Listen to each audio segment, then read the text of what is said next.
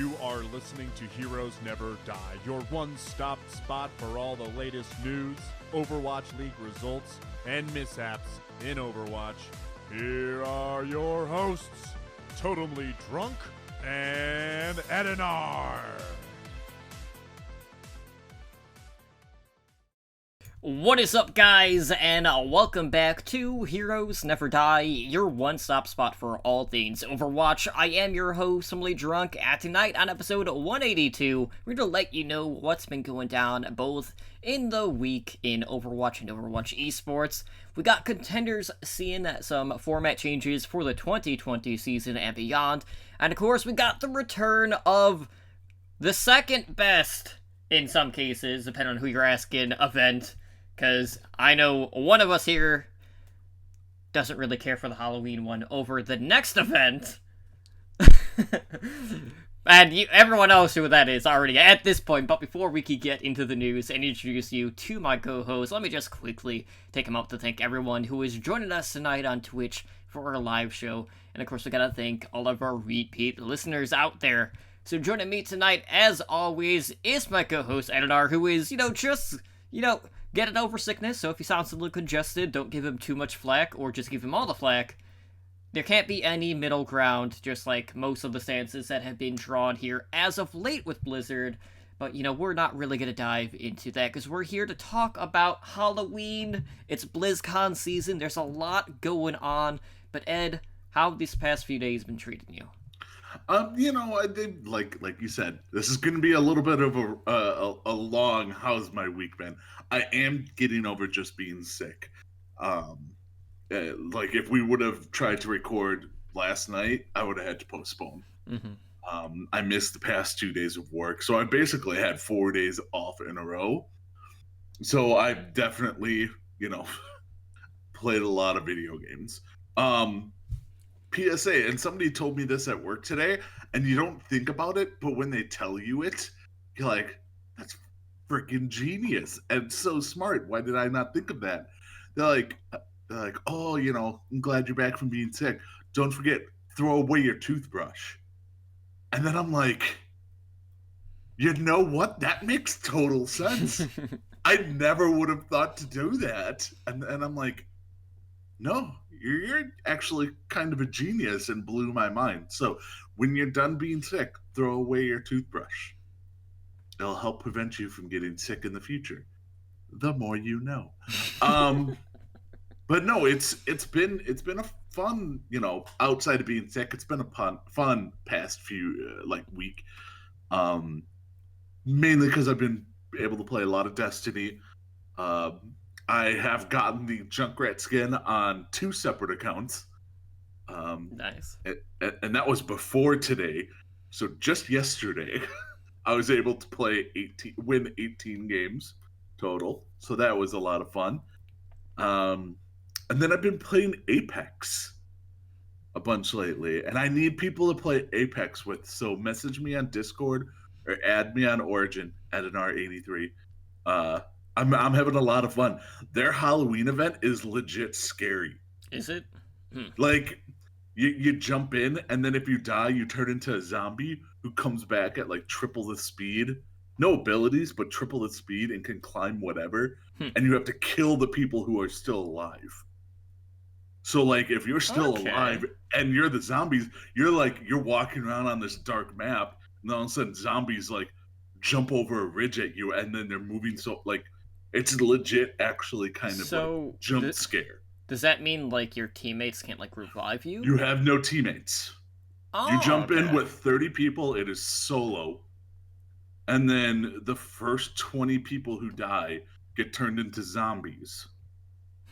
And then you can kill them, but then they just come back as zombies. The final 10 have to just survive and try and make it to the jump ship to escape.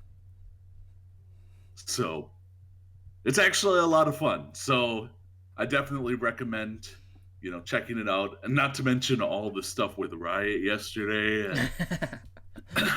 It's been a very interesting week in gaming. Yeah, so let's rewind the clock a couple of days at all of the surplus of news that hit. So basically, as Kasha had mentioned in chat, she dropped Fortnite. Fortnite basically went dark. You had. Yep. You had Pornhub tweeting about how they have more entertaining holes to watch, which was fantastic. I love their PR on Twitter. It's so good. So Fortnite goes dark for like 2 days, basically. Mm-hmm. All the little kids everywhere freaking out. Comes back, Chapter 2, all that good stuff. New Battle Pass, all that stuff. But man, there's so much talk about like all these concerned parents about games being more addictive than crack. And then like all you see is like these news right. these all of like these news channels are like showing like these reactions from all these kids like freaking out over the fact that they can't play. First off, the person in marketing at Fortnite and Epic Games who had the balls to come in and been like, hear me out. We're gonna We're turn off down the servers. Fortnite for 2 days. No one's allowed to play it. They're like, okay, we're gonna shut down for 2 days, and they're like, it's gonna work out well. And the risk they took, and it worked out tenfold. I wish it would have unfolded a little bit quicker, but it was a unique approach that I'd like to see. And then, of course, yesterday, Riot had like their 10-year anniversary for League of Legends, and they announced a plethora of stuff. They got a new project that is a class-based shooter, which is more in vein of like CS:GO. Which, by the way, no one is freaking out over the fact that there's a res mechanic. Don't think I didn't notice that in the alpha footage that they showed. And everyone's who's like, I'm gonna just switch over to Project A. I'm like, first off, thing doesn't even have a name yet. Mm-hmm. It's not coming out anytime soon. Right. At earliest, late 2020. But yeah, it was like at earliest. It was still a fun day. Like they announced like a new card game, which is more in vein to like Magic, as you and I were talking about earlier. They are bringing League of Legends over to console and mobile. TFT is going to mobile. They have an anime coming out. There's a lot of stuff, and then smack dab in that, we also got the Nintendo Switch release for Overwatch on Tuesday. We got the new patch. It's been a good week across the board for gaming, and there's a lot to be excited about. But man, all of the doomsayers since the Project Ares announcement have been out in full force, and it's so early. Like we have seen so many games that have come out that are similar to Overwatch or similar styles, like Battleborn, like Paladins, hell, even like Realm Royale, which was more, class-based, but for BRs, they had their own thing. Anthem kind of crapped the bed. There's been so much, like, it's just so over-exaggerated, and we don't know too much about the project yet, so it's one of those things, like, everyone just has, like, as usual, knee-jerk reactions, and we don't really have that much footage to base things off of, let alone hands-on experience. But I do like the fact that, there are, like, a lot of, like, former teams that are, like, eyeing this project to potentially, like, maybe bringing back some of their prior banners. And, competition across the board is always healthy. So I'm looking forward to seeing what the reactionary response is going to be come BlizzCon, from Blizzard, and also just seeing how far these projects are going to be able to go. It's an exciting time, and I cannot wait to check out everything involved, but we're here to talk about Overwatch. Mm-hmm. So, first of all, at long last, this has been something that I have been waiting on since the creation of Workshop Mode, and that is the fact that we've now officially have Mario Party in Overwatch via the Workshop Mode, and the mode comes from the creators Phasmite and Kevlar, who have done a couple of other ones. Like, I'm pretty sure Kevlar was the one who did the McCree Hot Potato and a couple of the other more popular Workshop modes, but basically, in the mode, you play as Torbjorn. It's on one of the Capture the Flag maps, the one that I'm going to completely butcher the name. So I'm not going to do it. But basically, like, they use one of the maps as the board game. So just like in Mario Party, you are going to hit, like, a die to determine the number of spaces that you get to move on the game board. and you're trying to basically like collect stars, which you get by buying throughout the course of the game. So just like in Mario Party, they do have mini games. They didn't really showcase too much in the trailer. I know one of them was like you're in a protective ball and you're basically like trying to sumo people out of the barrier, essentially. So I don't know what else they have beyond that, but the only downside to this is the fact that the mode is only supporting 4 players. You can't have any more than that, you can't have any less than that, so like you and I can't just hop on with the import code and just run a 2-player game. You need to have 4 people, so I'm really wanting to check this one out, but like, for the longest time, like, I look at some of those Nintendo franchises, and like, I was really waiting for like a Mario Kart game, a Mario Party game, and now at this point we have both of them in the workshop, and I couldn't be happier because those were the 2 that were at the forefront of what I would like to see. But if you want to check out the workshop mode, you can use the import code of 1XSGZ. Yeah, I mean, we've both been wanting this for a long time, so this is definitely welcome. It was only a matter of time before somebody actually came up with it, and it looks like from the trailer that they showed us that they did put a lot of work into it. I wish they would have shown more of the mini games, because that's really what people care about, are the mini games. But they're just limited by what's available to them. And it looks like they did a great job. I want to know what's everyone who picks like Torbjorn to be like the character. Like, it always seems like whenever they do one of these type of modes, arcade modes or whatever, they always pick Torbjorn as the default character. I'm like, is it because he's short? Well, I know Phasmite was the one who did like the Torbjorn golf, so it kind of just carried over. Yeah, like, why did they have to use Torbjorn for Torbjorn Golf? And he was also in, like, the Overfighter one, if I'm not mistaken. Mm-hmm. So, you know what? Maybe they just really like it. Maybe it just looks better. I don't know. But, no, yeah, I'm excited for this. And sucks you can't do it with less or more than 4, but, everything can't be perfect. I feel like the theory that I'm going to go with in regards to why Torbjorn is selected. So Torbjorn, he's been keeping busy. We know he has like 18,000 kids. So when it comes to the workshop mode, like, he has to be the dad of like all of these creations, right? And that's why he's the selected hero. That's my guess. Sure. That sounded like Ed and our reasoning there, and it scares me that you went there. A little bit. Just a wee bit. Well, see, like, Tracer's already, like, the poster girl, and, like, she can't just be everywhere, so Torb's... We have a Torb takeover, is what it is. I guess. And you can't use Sigma, because how does Sigma get from one spot to the next? He can't walk. So, at their steps, it better be handicap accessible. Yeah... but I will know, like, the other thing that I did notice based on the trailer is there was definitely, like, I know going into the minigames they do have, like, the instructions, so each one is going to kind of have, like, maybe some unique control schemes potentially, but they really try to mirror the, like, victory screen, like, when the game is over, to, like, tally up all of the points and the stars and whatnot, so I thought that was a nice touch as well. But I'm hoping we'll get to, at some point soon, be able to hop in and see what different mini-games there are outside of the sumo wrestling in this particular one. But, if there's one thing to be said, since it is Mario Party, friendships can definitely be ruined in this game mode. Yep.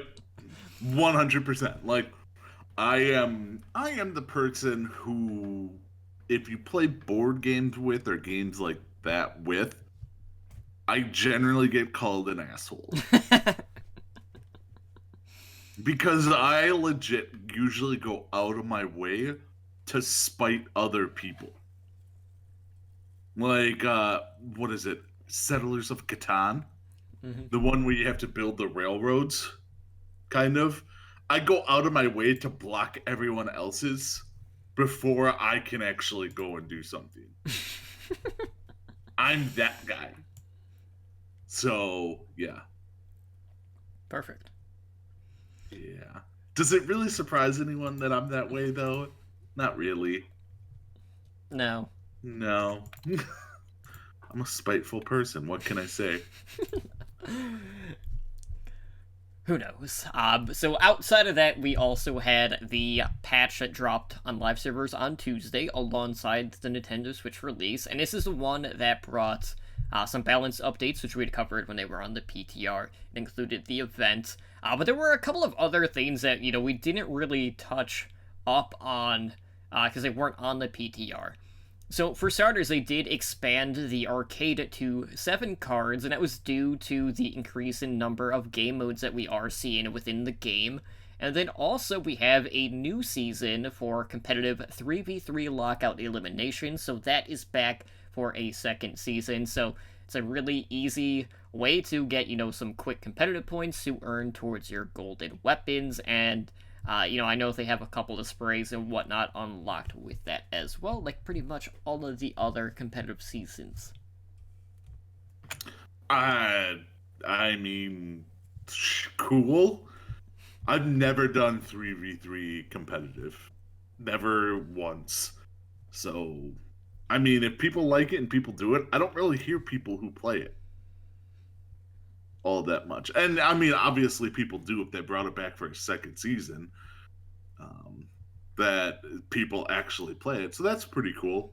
I don't know anyone that necessarily goes out of their way to play it outside of placements to get the competitive points. I don't know, like, what the longevity is for, like, the average player in these secondary competitive modes as opposed to just the primary one. Because we know people are still actively playing that a lot more, just due to the fact that, that's the go-to. And it's always up. Well, not always, but most of the time it's up, because these kind of, like, rotate in and out based on what events are going on. Yeah. And I can see doing it for the 10... is it still 10 placement matches now? I would assume so.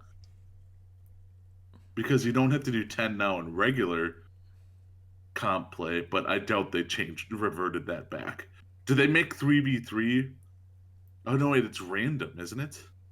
Or elimination? Well, no, lockout elimination is when you win with one character, you can't use the character again. Did they but, like, that's a a good lock? Question. Like, I honestly have no idea. Like, are you selecting a role going in? Because, that in itself would be kind of weird, too. Because there are situations where you would want to run 3 DPS. Or, like, 2 tanks and a support. Yeah, I can see that. Like, the last round to win it all, you're just like, we're going to run Roadhog, Mercy, and then another tank that doesn't die. I would imagine Role Lock is not in this, if I'm making a guess. But, we'll check back up on that for our next episode, because that is a good question, since it is still technically competitive. But, with only 3 people, I can't imagine you'd be in a situation where you would have to enforce it. They just start getting into a fight over who plays what role.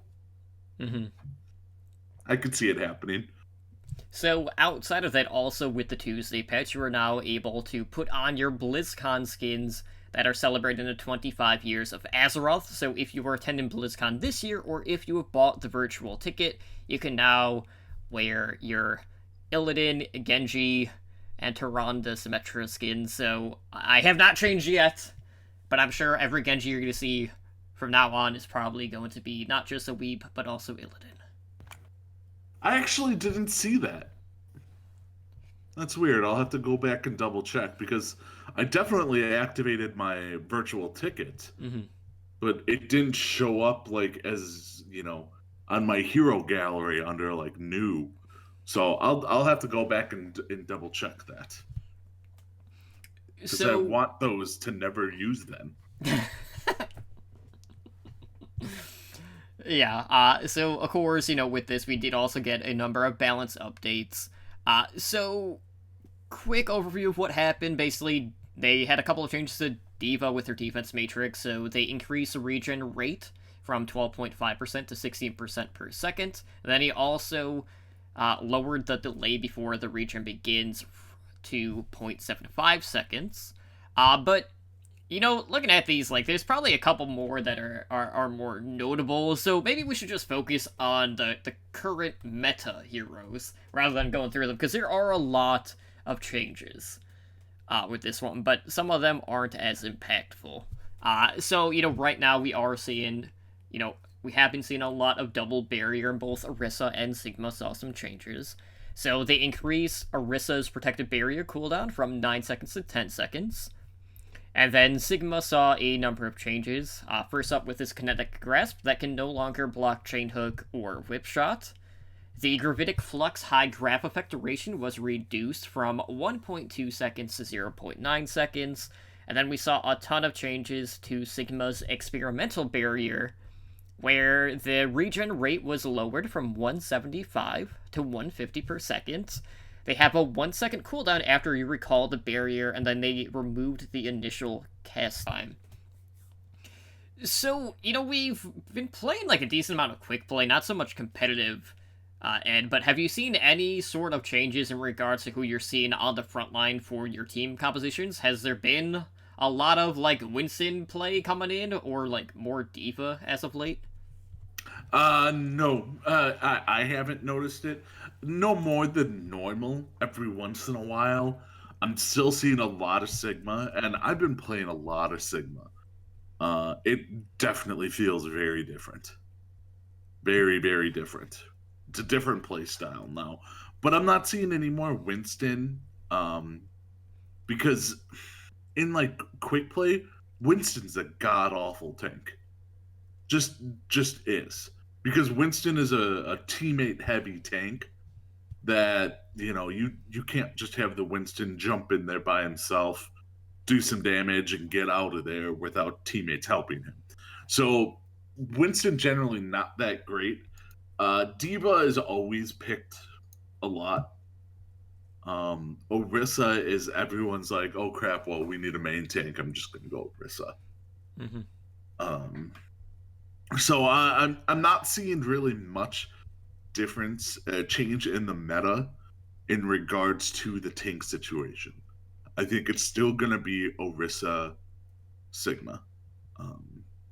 Even with all the changes to Sigma is still very strong, especially in that off-tank role. Mm-hmm. So I don't see this changing really anything. Yeah, it's too powerful. Yeah, as someone who has been playing a lot on the Switch since Tuesday, what I will say, since everyone is leveled in, and everyone's low level, there have been playing basically like every tank at this point. I haven't seen one picked more so than the others, but, since a lot of people are using controllers or, using the Switch, like, handheld, I have been seeing more Winston that I'm used to seeing, primarily just due to the fact that, the arc of the actual weapon damage is a lot easier to use than, say, using Orisa or, Sigma in this case. So there are cases on that front.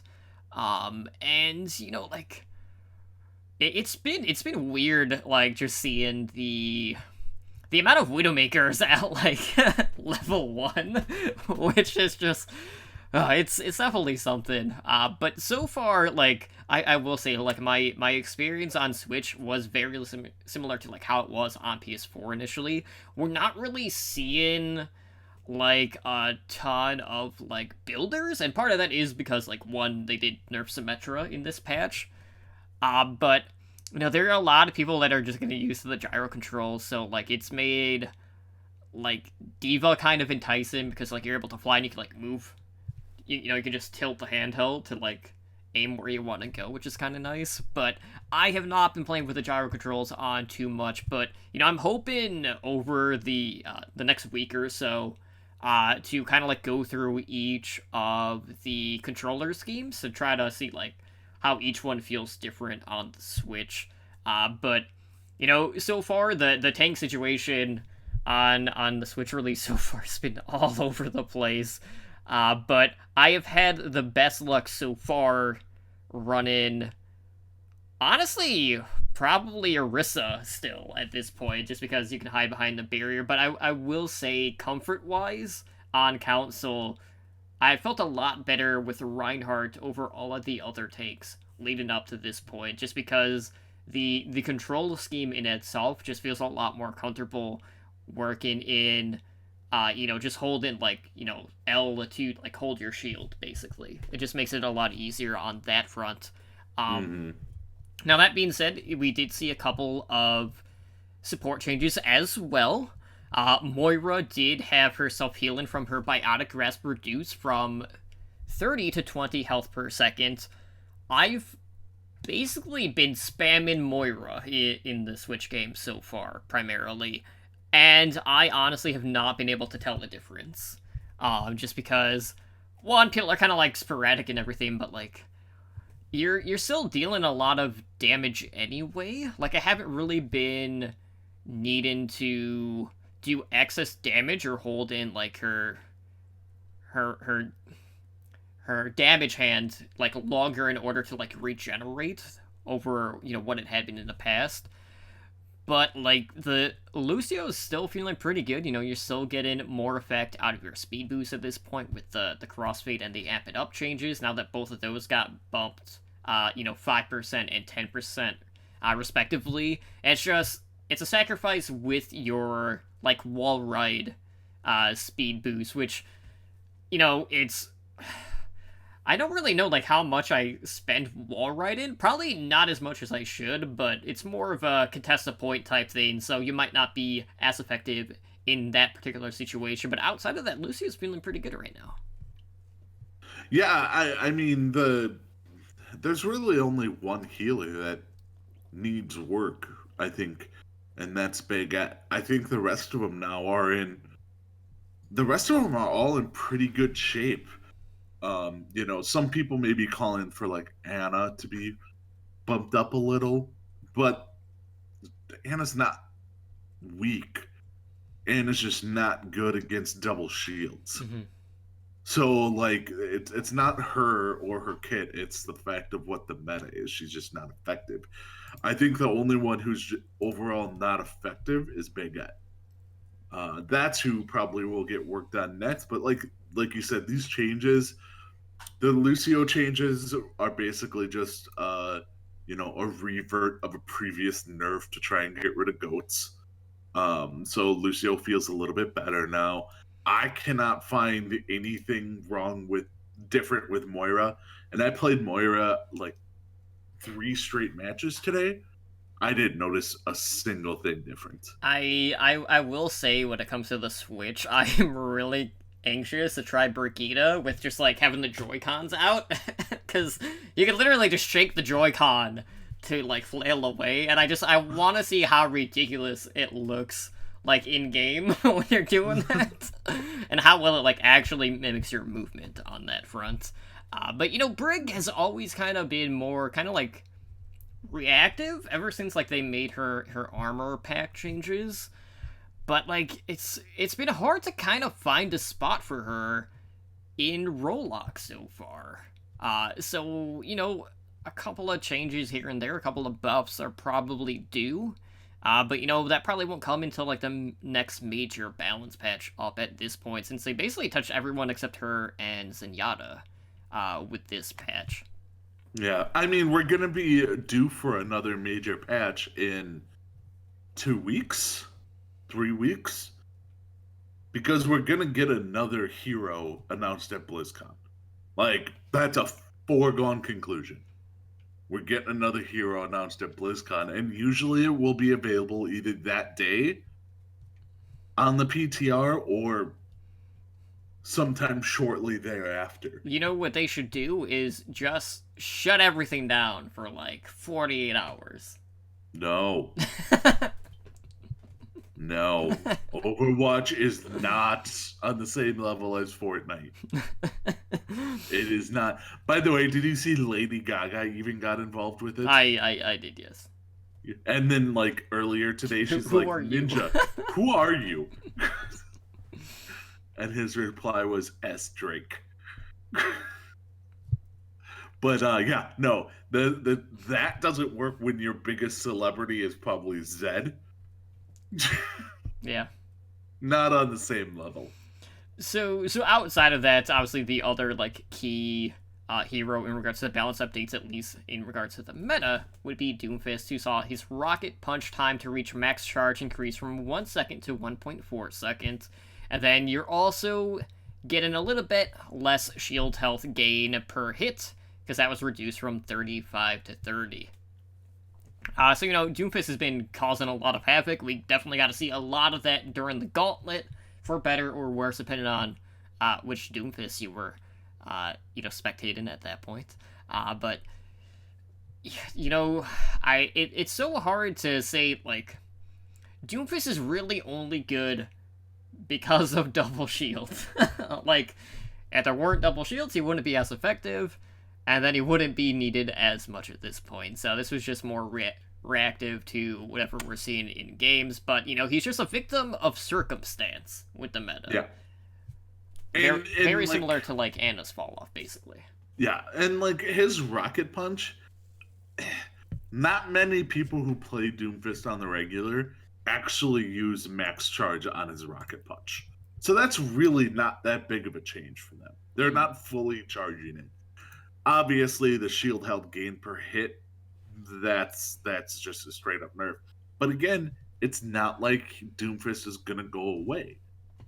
Like right now you're running Doomfist Reaper, or you're running May Bastion. Those are your two options right now in the high end play. Where we're at, nobody plays Doomfist because nobody's good enough to play Doomfist. Yeah, I mean, I know you and I were actually talking about this, or maybe it was Spider and I don't know. One of the times we were playing, like, Quick Play or whatever, I was just like, I play Doomfist, but, like, I feel like every time that I try to play him, I just overthink everything with his toolkit. Like, I think about, okay, this is what I'm gonna do, this is how I'm gonna engage, I'm gonna use this ability, I'm gonna lay it out like that, I'm gonna target X hero, and then I try to execute, and then none of that stuff actually happens, and then I just feel stupid. And I'm like, oh, back to square one. Yep. A lot of Doomfist is just button spamming. Like, it's button spamming to get in, button spamming to get out. Like, that is what Doomfist is where we're at. If you were any better at it, you'd be moving up in ranks. That's like, man, I hope I have a rocket punch to disengage. Oh, I don't. I'm dead. You're like, I'll just uppercut and hope they don't look up. Yeah, I mean, it works for Pharah sometimes. Right? But she can actually stay up there. Mm-hmm. So, of course, outside of that, we're not going to cover everything because there was still, a lot more to this. But we do have other changes to, like, Roadhog. There's a Baptiste change. Winston saw some changes. Sombra, Symmetra, and also Tracer. But, you can find all of those in the patch notes. Really, like, the Symmetra one was kind of, like, off-putting, as, we talked about when it hit the PTR, just because, like, we're really not seeing a ton of Symmetra experimentation, and that was more targeted towards, like, turret damage. So, like, I thought that was interesting, especially, like, because recently, like, they also nerfed, like, the beam damage as well, so they kind of, like, double-dipped on that front, and I don't think with Symmetra that was actually needed. But, like, we'll have to take a closer look at, like, what her win rates are at the lower levels. But even then, like, I haven't really been seeing a ton of Symmetra on that end either. I'm not seeing a crazy amount of Symmetra. I'm just seeing, whenever I do see Symmetra, nobody knows how to deal with it. It's so annoying. I feel like it's more, oh crap, this Symmetra is fully charged. What do we do? Ignore her. Yeah. Kind of like what they do with Zarya. That's really what you do with Symmetra. Is the main thing you have to worry about, at lower levels at least, is avoid her turrets, and you're fine. Right. Don't engage Symmetra. Yeah, that's the other thing too. Like, since we were seeing a lot of double beer, that was kind of like what pushed her not necessarily to the forefront, but we just saw more of her because of that. So, maybe if that dissipates at all, we'll also see a decrease of her play. Not necessarily because of the changes to her, but because of whatever meta shifts that we are going to see as, we wait to see where everything settles here within the next couple of weeks. But, we'll have a better idea pretty soon with the World Cup coming up. So I'm looking forward to seeing where we go from there. But with that being said, let's go ahead and see what's going on both in the Path to Pro and the Overwatch League. It was a busy week. We had the Contenders Gauntlet, which put the top 10 Contenders team from across the globe against one another, and that was over this past weekend. And in the end, it was Korea who came out on top, much to no one's surprise, but we have Element Mystic becoming the Gauntlet champions, taking down North America's top seed of Atlanta Academy in the grand finals to solidify the win. Now, Ed, you and I, we followed the sugar-free journey. Atlanta, they made their run in the lower bracket after they lost to Element Mystic in the semifinals. That one was a score of 3-2. That one was very close. Closer than the grand finals ended up being. But we saw Atlanta going on to sweep teams like XL2 Academy, who were the third seed out of NA. We saw them, go through Gen G, who were the third Korean seed. And then we got to see them 4-0 run away to reach the grand finals, which, it's crazy to think about how between one season of the Overwatch League and then now the Contenders Gauntlet, prior to this, Runaway, regardless of what squad it was, had never been swept in a grand finals. And now it has happened back to back. Hate to see it if you are a Runaway fan, but, Runaway came into the Gauntlet so confident, and, we still had some questions about Atlanta, was Gator actually going to be playing the Sigma? Turns out that was not the case. No. Despite he's good him playing enough it for Sigma in Overwatch League playoffs. Not good enough to play Sigma in Tier 2 Gauntlet. Yeah, that was absolutely crazy. But to see Atlanta make the run that they did and knock out two of the Korean teams. We always talk about the skill gap between Korea and NA. Or really, Korea and the rest of the world. And if you need any further proof to realize, hey, NA is becoming more and more legit, just watch this tournament. Because coming in, no one would have expected Atlanta to 4-0 run away or to come within one game of beating Element Mystic. They might have expected them to go toe-to-toe with Gen G, but not the top two seeds out of Korea. And sure enough, they handed losses to two of the three. So, that was a good sign, but, felt bad for EU and China both getting knocked out in the first round. It just happens that, EU's not the only one that can suck it at this point. Right? Suck it, EU.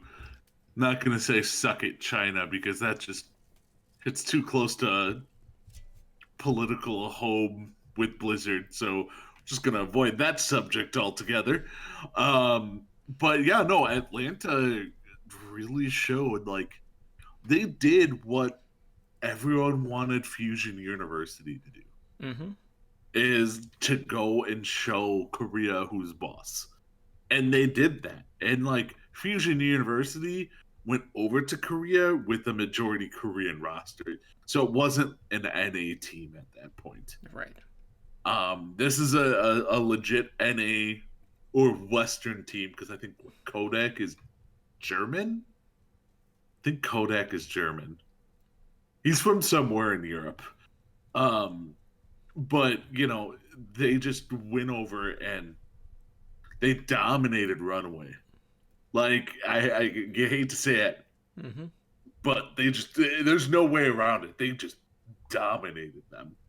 And then, they obviously didn't do that great in the final against Element Mystic, but like you said, they took them 3-2 previously in the tournament. So they really stepped it up. Will it's a unique team where the talent, it's going to be rare for an NA team to hold the same amount of talent that the Atlanta Reign did. Like, you had Kodak and you had Gator. Like, you had one of the top players in the Overwatch League playoffs on your team in the Gauntlet in Gator.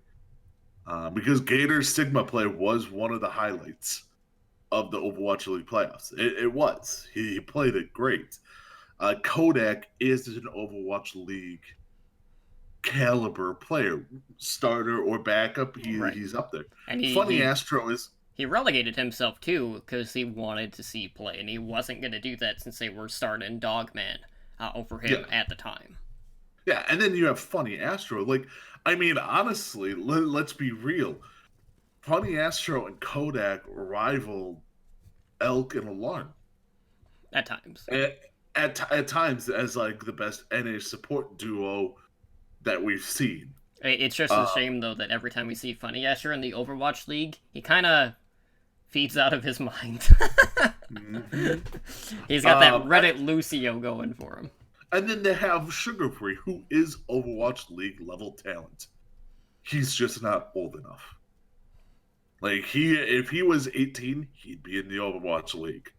He just isn't 18. He's, I think, 16 now. 15? 16? Right around there. I think he's got 2 more years before he can play. So, this is not going to be the same Atlanta Academy team we see next year, but it was nice to see an NA team go and compete with Korea in Korea. Mm-hmm. That's the other thing, is they went there and they competed with them. So, also sucks for them that Element Mystic has probably the most coveted Tier 2 player that in Overwatch League history. More than likely in Sparkle. Like, and he proved why he's the most coveted player in the Tier 2 scene in Overwatch League history. It'll be crazy to see how many teams are going to be interested in signing him. But I feel like I'm curious to see how many players are gonna get picked up or at least promoted by the Atlanta Reign from their academy team. But there's no way on either side here that these rosters are going to return in Contenders 2020 wholesale. Like, people are going to get poached. There's going to be no way around that, so we'll definitely have to keep our eyes and ears open on that front. But speaking of the 2020 season, we are going to see some format changes for Contenders, and they're kind of like shift into a more like bi-weekly tournament setup where, you'll have Contenders on 1 week, and then you will have Trials run in that second week. Then they'll keep alternating between the two. So, I like that in a sense. Like, it does open up the possibility of, maybe we'll see more Path to Pro podcasts opening for, like, a specific part of Contenders now. But, it keeps it more consistent, which I'm always happy to see. So, they are going to shift to a points-based system. So, points are basically earned based on where you finish in these bi-weekly tournaments. And then at the end of the season, you'll have, like, the top 8 teams based on points qualify into their respective regions' double elimination playoffs to compete for the Contenders title. So, basically, coming into 2020, they're inviting basically all of the Season 2 teams from 2019, and they're going to do, like, a preliminary double elimination tournament to determine the seeding. So, this will determine, like, who's going to be in Contenders. It'll determine the seeding for Trials. So, if you're at the top, obviously you'll be going to Contenders. If you're near the bottom, you will be having to qualify through Trials at this point. Then, of course, it goes down all the way to, like, Open Division. So, like, you'll have your top 8 from Open Division being in Trials, with, like, the top 4 basically getting, like, a couple weeks of buys into Trials. So that will be kind of nice, but it's going to be alternating between weeks. So outside of that, we also have the regions being split into 2 divisions.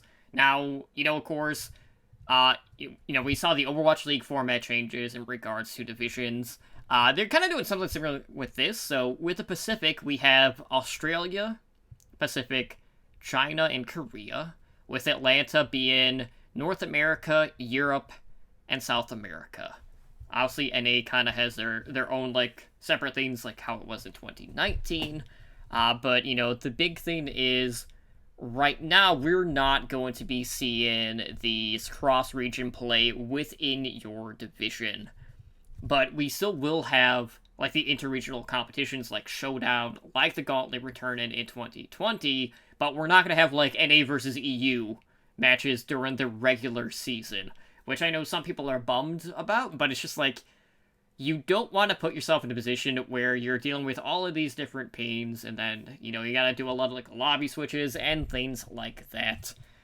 But, well, it'll be curious to see, like, how exactly these changes are going to work out, but it does give you basically, like, an additional week to prep for your matches, which is going to be good for the longevity, not just of the players, but it should also improve just the overall quality of the play that we're going to see next year. I mean, it also means that Blizzard has fewer times that they have to miss paying them for anything.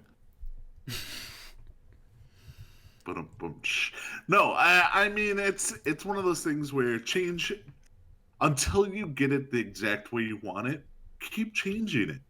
Like, and this is the tier 2 seed. Mm-hmm. Like, go ahead, mess with tier 2 all you want. I mean, I know Hearthstone has been in the news, but regardless of that, Hearthstone has basically changed its format for 3 straight seasons of their competitive play. Like, they're just trying to figure out what works. Overwatch League even kind of went through that a little bit. Yeah, that was more with, like, their playoff system. Mm-hmm. Their playoffs have changed all the time. I mean, heck, next season we don't have stages. Right. Like, it's these things change. So why not change it? It's not like you're going to get to see that much less contenders.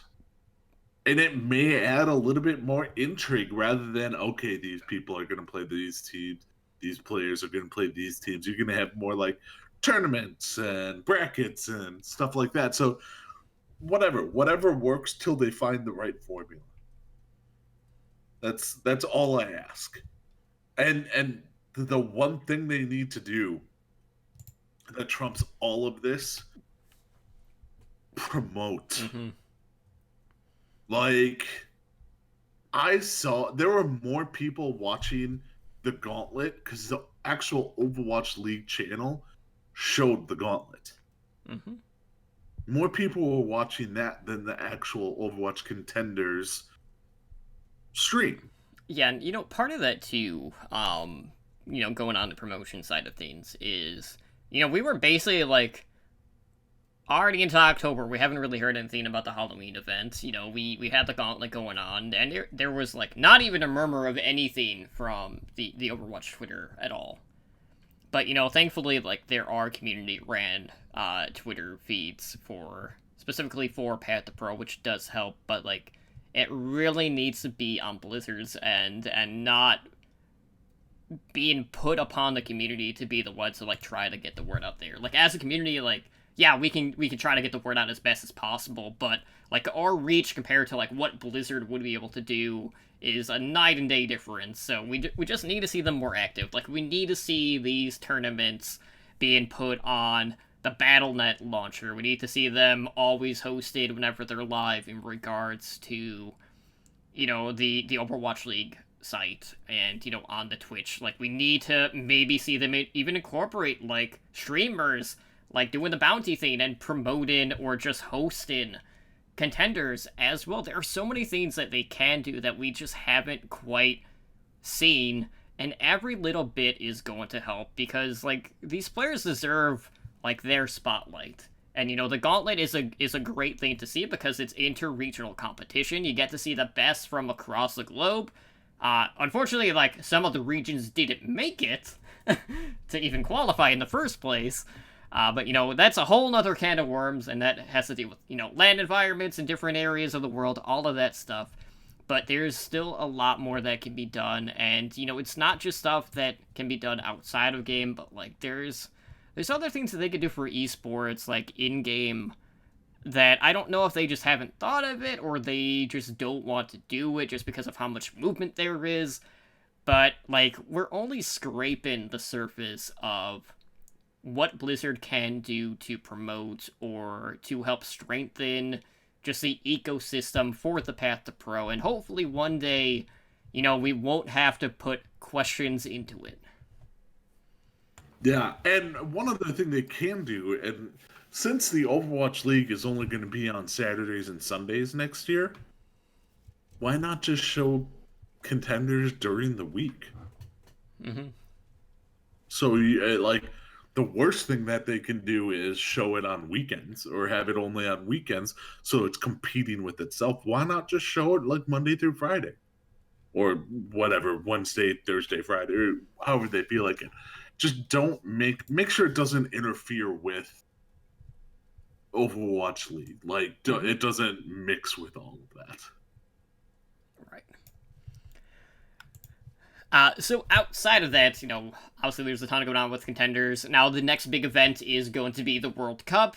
Obviously we'll talk more about that in the weeks ahead, and maybe, do a quick overview of our predictions, all of that stuff leading up to BlizzCon.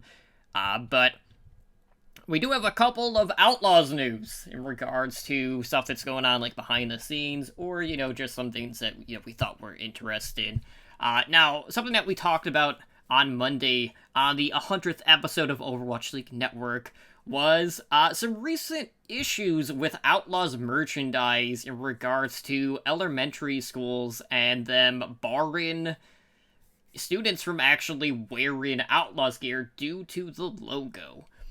So basically, like, a Kansas mother says that, her son wasn't allowed to wear Outlaws gear due to the guns in the logo. And basically the school came out and they basically barred him from wearing the jersey since they felt like the apparel promoted violence and illegal activities. So obviously, like, we all know the Outlaws logo at this point. It basically features two revolvers that form a longhorn skull. And I know Flame, their general manager, who, at times, like, can be very outspoken, as we've seen, especially this year. He says, like, he's surprised that we haven't seen something like this happening more, or, having students being told to, like, turn their jerseys inside out and things like that. And he basically noted, like, it would be cool to see the Outlaws create, like, this secondary logo that, would either, like, go away from, like, the gun outline or make it less obvious, or just coming up with something completely different. And, like, it's an interesting thing, like, you look at some of the other logos that we have seen within Overwatch, and, this is not the only one that would kind of, like, fall in line if you want to go towards this argument. But what would your thoughts be on having a secondary type logo done for, these Overwatch League teams to make it more, I don't want to say more appropriate, but to make it easier to sell or just make it more kid-friendly in the future? I mean, get over it. You're in Texas. You literally live on guns. This was a Kansas mother. Yeah, I don't care. It's a Texas team. Mm-hmm. Like, no, you're not going to just no. It's worth noting, though. Like, we have seen other merchandise being done. Like, I know, like, one of my Soul Dynasty hats, has, like, the SEO for, Soul, and then it has, like, the name, so it's mostly text-based. So it's not like there isn't merchandise out there that is available. Now, that being said, I still feel like in regards to, like, youth apparel, there's just not that many options to begin with anyway. So they're a lot more limited to what they can actually get at this point. But, it does lead into a discussion of, like, that's not like the only demographic like that doesn't like have like a huge representation in regards to esports apparel. Obviously, like there's been a lot of talk about like the World Cup leggings, like we had talked about a couple weeks ago. Like there's just a lot of stuff missing at this point, and it sucks that as like you just can't promote something that like this kid is passionate about. And I myself, like, I don't buy the whole TV spin of, the games promote violence or they incite violence or anything like that. But it's just it's agitating for me, just because like all of us, we are all here for the same reason. We all love Overwatch. We all love the Overwatch League. So to be able to told, oh no, you can't wear that because it just doesn't fall in line with their views is just kind of BS to me. Yeah. Now, this is not to take into account like certain like racist things, like the Washington Redskins. Right. Racist. But if you have an issue with this, why do you not have an issue with the Detroit Pistons? Their name is a gun. Mm-hmm. What about the Notre Dame Fighting Irish? Promoting violence right there. From my neck of the woods, the Milwaukee Brewers. A team name based on alcohol. Like, this is just a logo. And it's not even a bad logo. Like, they could get an alternate logo, sure. But it's one situation where one person got offended with it. And, we'll see how it goes. Now, this will lead into our next subject, but I mean, the Outlaws GM is considering a new logo, but don't you need ownership approval to change a logo? Yeah, that's the other thing. Like, there have been a lot of questions being asked about the sale of the Houston Outlaws. Going back, like, for those that don't know, basically, like, the league required Immortals to sell the Outlaws since they already owned the LA Valiant. And that happened after Immortals Gaming Club acquired the parent company of the Outlaws, that being Infinite Esports and Entertainment. So, this is reported in late July by ESPN that Lee Zeben, who is a Houston Outlaws real estate investor, was looking to agree to terms on a deal for around $40 million to buy the Outlaws. Now, the deal has not been approved yet by either the league offices or executed at this point, and this was expected to close back in late August. Like, it's been kind of like radio silence. We haven't heard any sort of announcements or updates from the league. We haven't heard anything from the related organizations. And, there was a time in July even, when, the news started circulating first that, like, Zeben was reaching out to, like, celebrity businessmen to try to see if, like, they would want to invest in the purchase, which raised a lot of questions from people whether or not Zeben had actually acquired the funds to execute the deal in the first place. And it's just, it's one of those things, like, if you're the Outlaws right now, you kind of feel like you're in a shitty spot. Like, obviously right now we're in the free agency period, but who knows how much their hands are tied right now, knowing that they don't even know who their owners are going to be going into the 2020 season. Everything right now is just kind of up in the air. Like, we know who has team options, like, who's going to be a free agent at this point. But it's just one of those things. Like, you can't really make any moves not knowing what the future holds for you as of yet. And, in some cases, like, creating a secondary logo probably isn't even in their mind at this point, even if they could go more of like Houston, like Texans route, and just do a more definitive Longhorn skull for a logo option, should they choose to do that in the first place. I mean, that's saying that they stay in Houston.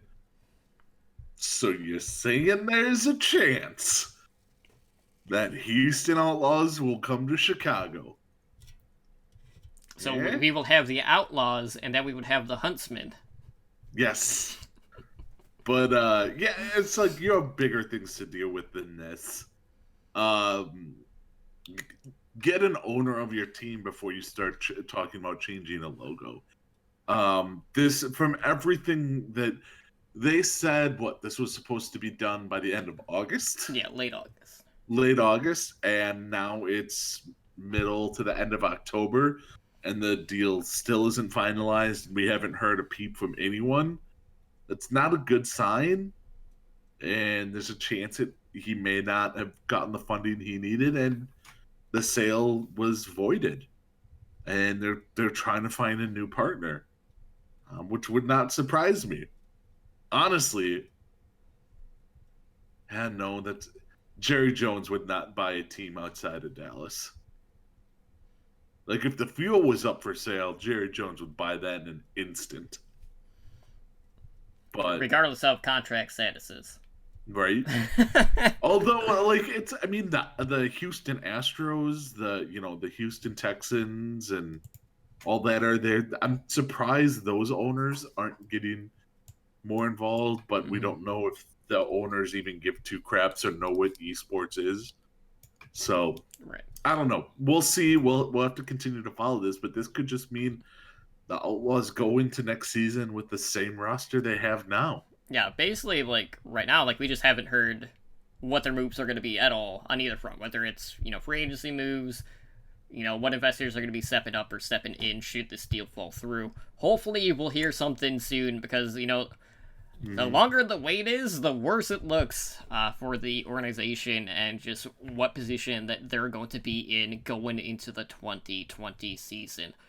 Now, with that being said, just like last week, we are in that free agency period. We have a number of Overwatch League staff updates as well as contract moves. So let's go ahead and see what's been going on in LA. So for starters, looking at the Gladiators, after, we talked about DPay possibly not coming back to the Gladiators after his contract expired, but they actually went out and they re-signed DPay as head coach. So, the 2020 season will mark his third straight as a head coach for the LA Gladiators. And, looking at this team, the Gladiators were only one of 3 Overwatch League teams to qualify for the playoffs in both Season 1 and Season 2. Now, not only was DPay brought back in as a head coach, but the Gladiators also gave him the title of general manager. So, Ed, this isn't something that we see all that often. What do you think giving him the GM title means from the org? Is there just, that level of confidence in his vision for the team that, maybe, felt that it was warranted to give him the title at this point? Or maybe they have a potential person in mind should he need to focus on one over the other? I mean, in sports in general, that's not something that is unheard of. You see a lot of head coaches that are successful being also named the GM. And it just gives them complete control over their roster. And maybe that's something that is good in the Overwatch League. Maybe it's something that's bad. It's going to fall on him to basically be, by giving both the roles, he takes 100% of the blame no matter what happens with the team. And that's a risk.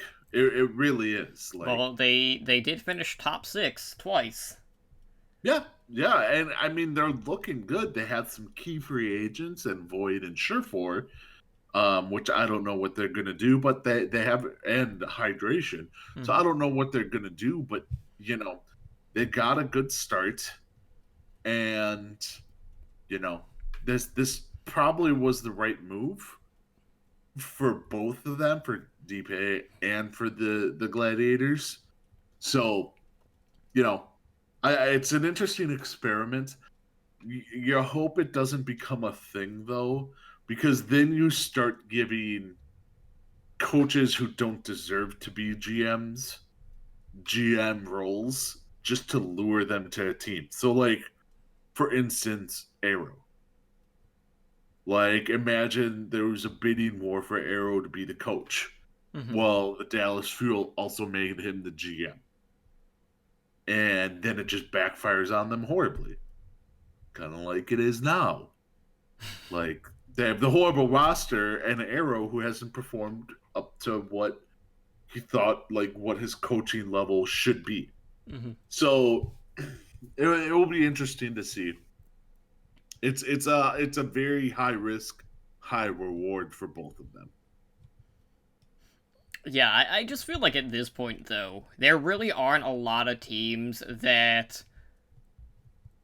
based on track record, would be willing to put themselves in that position. But Gladiators are kind of their own unique case at this point, because not everyone has had the pedigree in regards to head coach in the Overwatch League as DPay, so I'm anxious to see how that's going to work out. But, if you're the Gladiators, like, I don't think you have really anything to worry about yet. Let's see what they're going to do in the free agent market, but they're in a good spot to continue the trend that they have been on these past 2 years. Now, looking at their counterpart in LA, the LA Valiant, they have released their assistant coach, Promise. So, Promise, he came and signed on to this team during Stage 2. This was after the Valiant had their winless Stage 1. They were 0-8 at the time that Promise signed on with them. And with Promise on the team, on the coaching staff, they went 12-8 after that. Now, with this, it is worth noting that with the Valiant on the coaching staff, they still have a pretty solid staff of Stoop and Reprise, who are the assistant coaches, and then they have Packin10 as the head coach. So, really, like, not too much to worry about on that end. But outside of that, we do know that McGravy and Fact Fiction are both listed as free agents now, so they're both looking for a team. And, McGravy's not too much of a surprise at this point. He didn't really see a ton of play, but Fact Fiction was a primary reason that the Valiants were able to put themselves in a position to begin to run and to qualify for the play-in tournament. Unfortunately, they were one game short of making that happen, even after an 0-8 start. But, I really feel for Fact, because, this has been someone who's been around the block.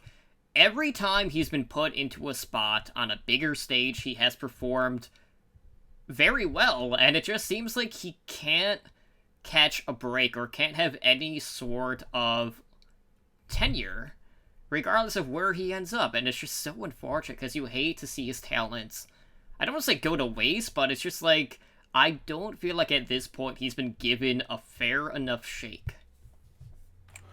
Yeah, I mean, McGravy, like you said, not a big surprise. I don't read too much into assistant coaches getting let go either. Assistant coaches come and go. Mm-hmm. So no big deal there. But Fact Fiction was a surprising one. I believe they will bring him back. I really think they will bring him back. Whether he's going to stay the main tank, I don't know, like the starting main tank.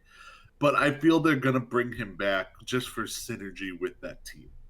Because that team, when he was on the main tank, was running pretty smooth. And they would have been a top team if it wasn't for Stage 1. Right. So I think they bring him back. I don't think he's out of the Overwatch League or anything like that. So don't read too much into Fact Fiction looking for a team. Read into Fact Fiction looking for a team as much as you're looking into Jay Hong posting looking for a team. Like, more than likely they'll just end up with the same team, and call it a day. You know how gutted I'm gonna be if he ends up on, like, Dallas or Florida? Oh, good lord. I don't even want to think about it. Wait, Fact Fiction on Florida or Jay on Florida? That would... Although I wouldn't actually mind him on the Mayhem. I wouldn't. I'll be honest with you. I would not mind him on the Mayhem because I think they're an up-and-coming team that just needs leadership. Potentially. Dallas Fuel, on the other hand...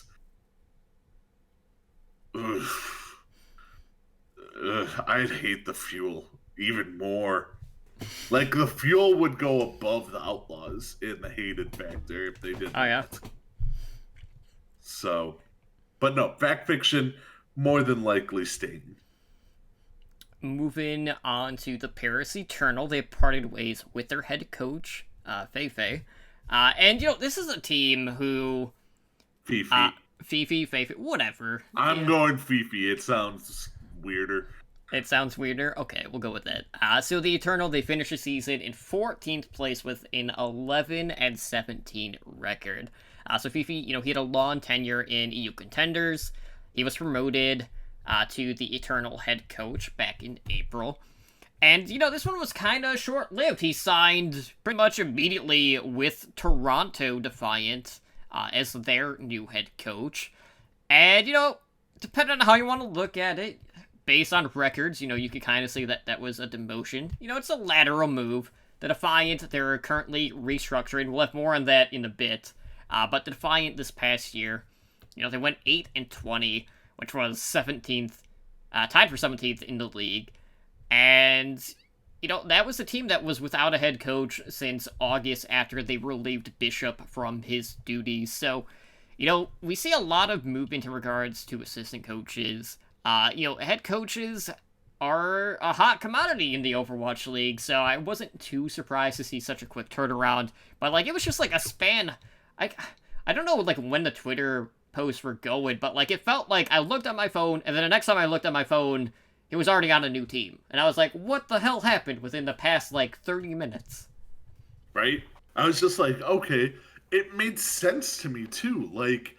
Okay, the Toronto Defiant, Paris Eternal had a crap year, and they let go of their coach. Big one.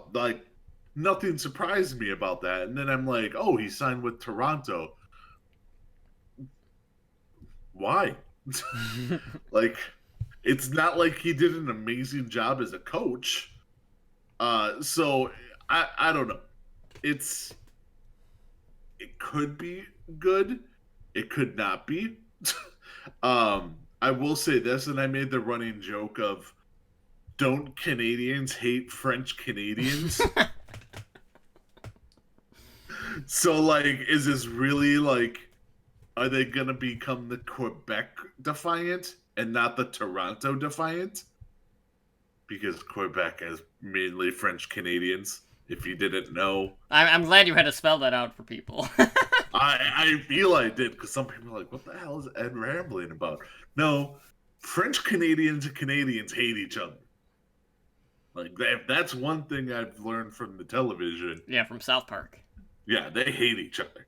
So, so now Toronto has a French-Canadian Overwatch League team. There you have it. There you have it. So, in other coaching news, we also have some changes from the Philadelphia Fusion, who have released 2 head coaches of Named and Hayes. Both of them began their tenures on the Fusion in the inaugural season. In regards to Named, he was promoted to co-head coach after the first season. So right now, looking at the Fusion, they only have 1 coach remaining on their staff, that being Christopher, who, was a long time, EU tank player throughout contenders. And then we also have some updates on contract statuses that have been updated since the initial list for the 2020 season. So, this kind of changes the landscape a little bit for the Fusion. So for starters, Sato, the main tank, now listed as under contract for the Philadelphia Fusion. And I can already see you're shaking your head. What? Why? He was bad. He was just bad. Why is he under contract? Let's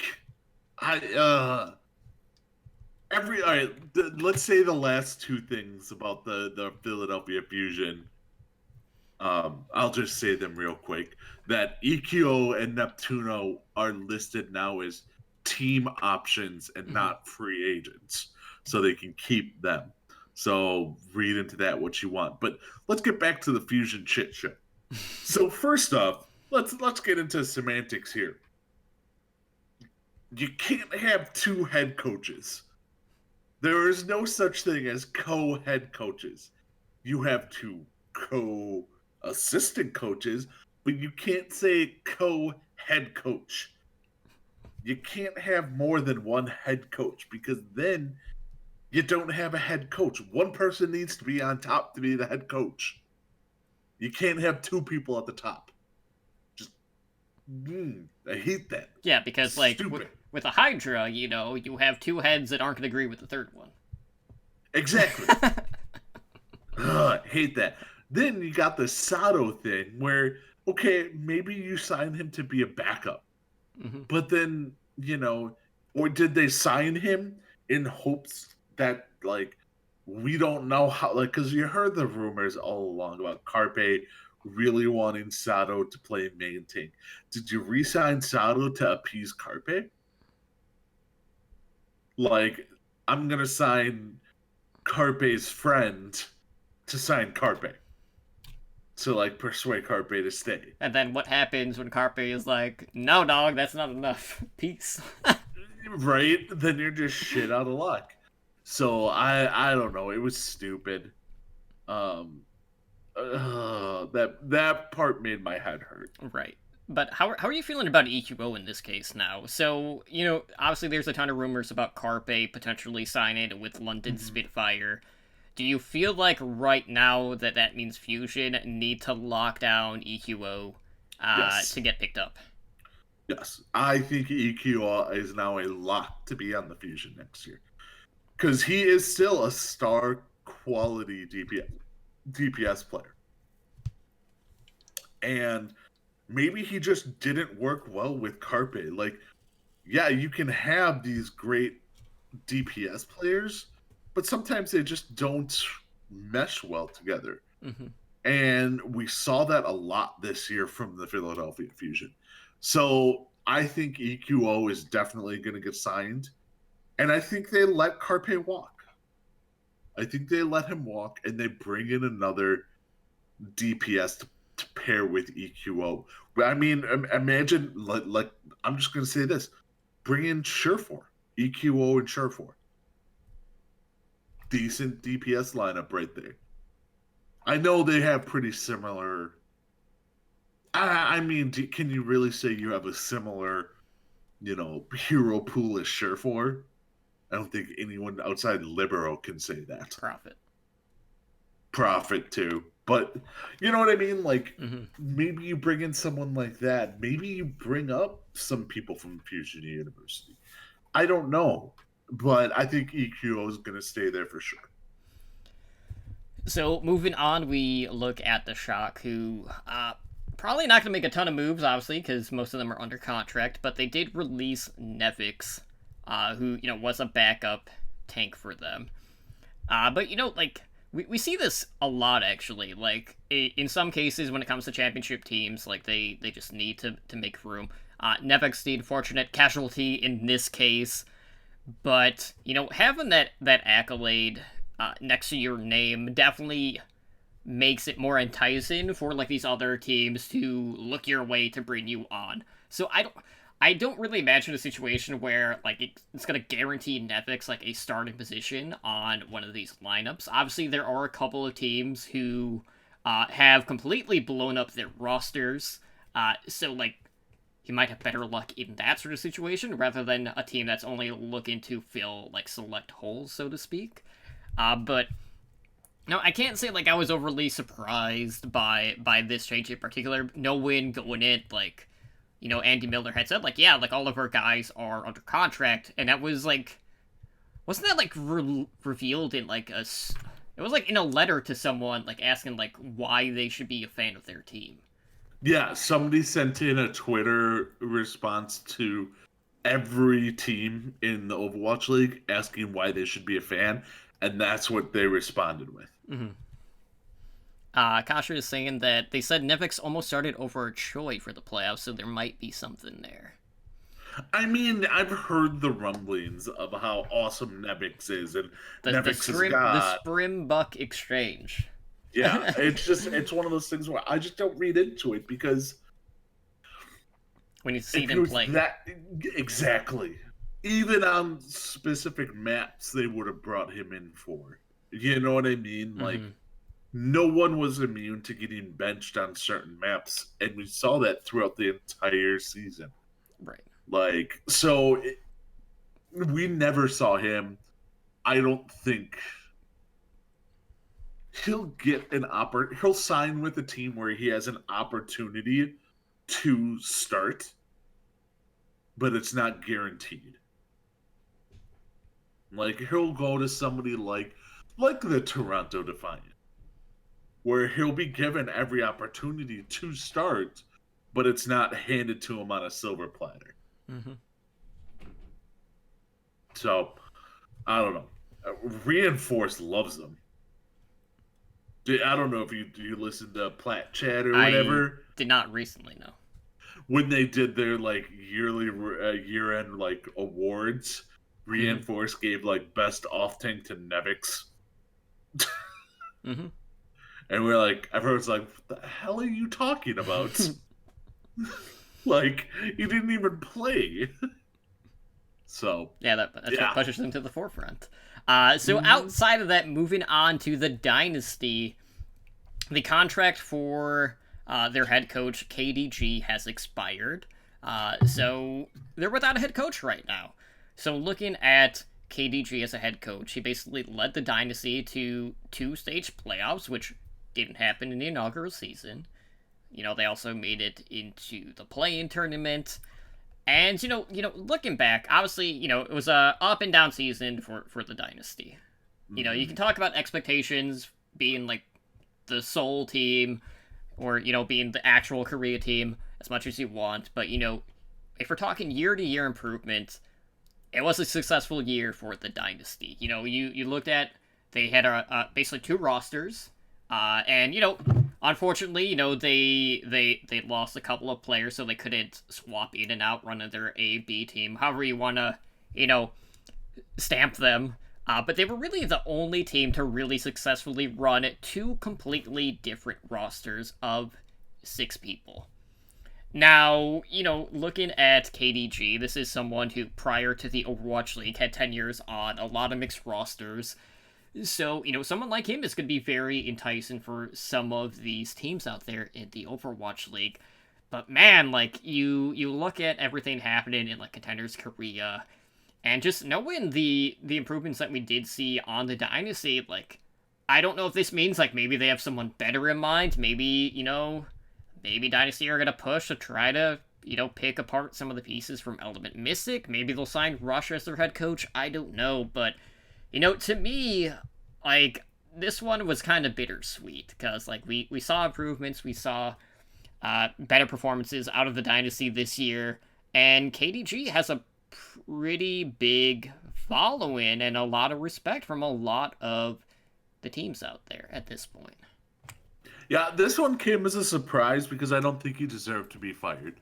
The only thing I will say is there's more than likely something going on in the background we don't know.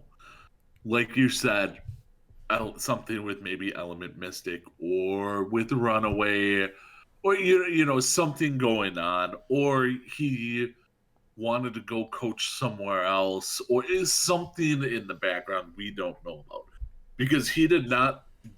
There was no justification on the way Soul played for him to get fired. Like, he put together, honestly, if anything, he did better than what a lot of us thought. Mm-hmm. Like, you know, he put a ragtag. A lot of coaches would have stuck with what they had and tried to make, like, the Fleta, Jaehong, Toby, Munchkin, Fissure, I don't even know who their starting off tank was at the beginning of the year, and tried to make them work. And he was just like, this isn't working. Let me mix and match all these new people no one knows anything about to try and get some of these new, like, who would have guessed that Marvel and Michelle would have been the best tanks that they had? Right. You know what I mean? It's crazy, too, because, like, when you look at the tank duos, like, honestly, you could say Marvel and Michelle was probably within the top 5, top 6 in the league. Like, in regards to, like, level of consistency of their play. You're muted, by the way. It's been a few episodes since I did that. I was like, should I tell them? Yeah. But that's all on him as a coach. Like, realizing this and doing that. So I think he'll get a spot somewhere else, whether it's as a head coach or as an assistant coach type of thing. That remains to be seen. But he definitely will get another coaching job. Right. Yeah. Shut up, Kesha. There's no doubt in my mind that we'll be seeing him on another team. Now, obviously, earlier we talked a little bit about Toronto Defiant, because they did sign Fifi as their new head coach, formerly of Paris Eternal. But, we also got a couple of roster moves from the Defiant as well. The Defiant have been pretty busy. At this point, they have parted ways with 5 players on their roster. So most recently, they released both I'm 37 and Yak Pun. And then the other roster move that we saw was them signing Roki to a 2-way contract, so, there's chances he'll be playing on Defiant or also on their academy team of the Montreal Rebellion. So, they still have, like Logix, Mangachu, I'm trying to think... Neko? Neko. Who else is on their roster? That might be it at this point. So they're down to like 3 players. Yeah, because they got rid of Yakpun, Shriek, Gods, Aid.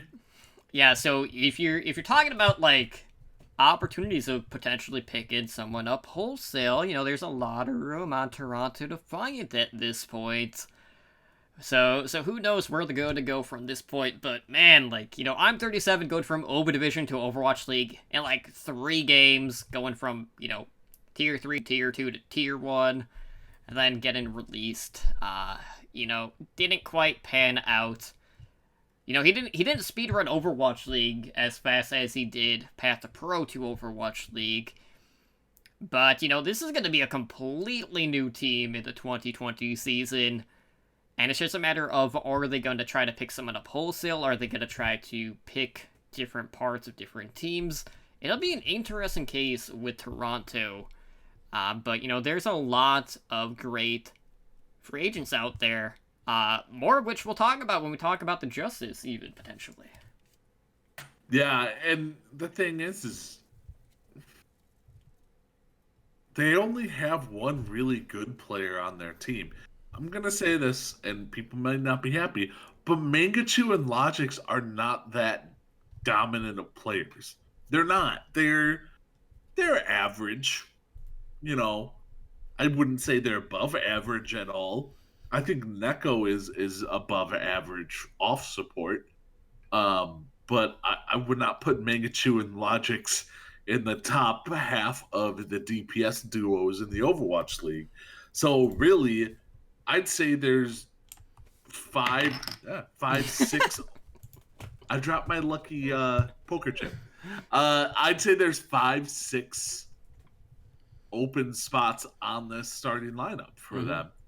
And now they have a new coach who's going to come in and be like, maybe their coach comes in. Fifi is like, screw this Logix and Mangachu stuff, and they get rid of both of them too.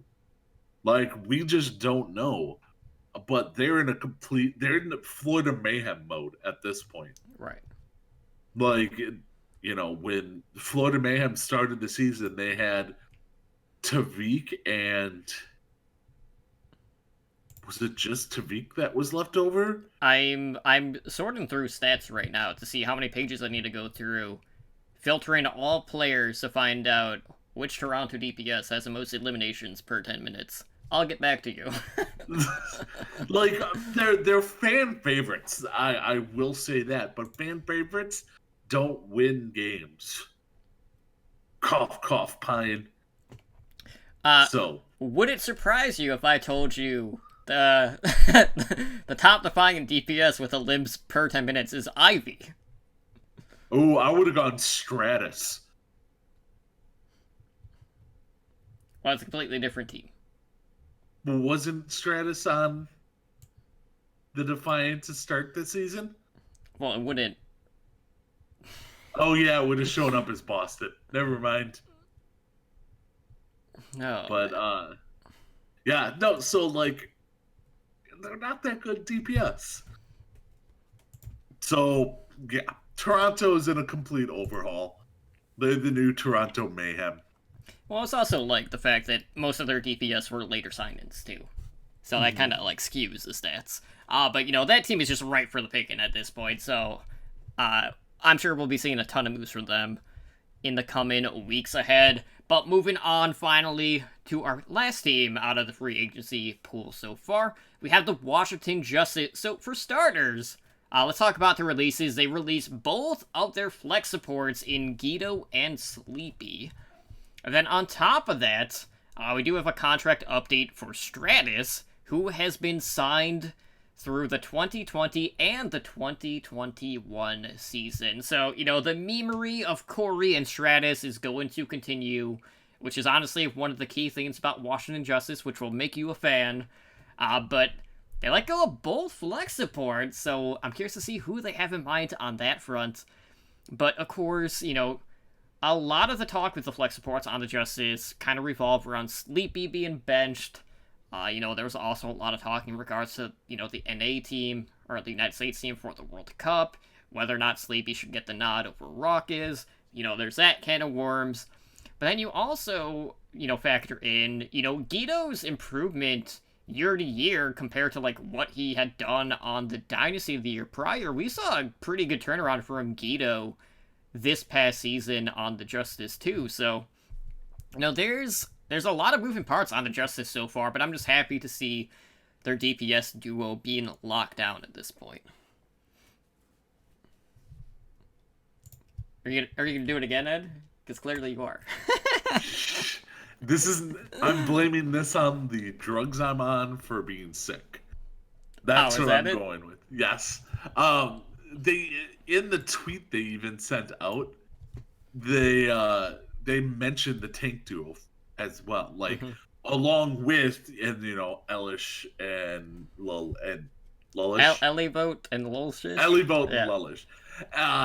They're like, we have him through, you know, the 2020 season or whatever. So you know who the tank line is going to be.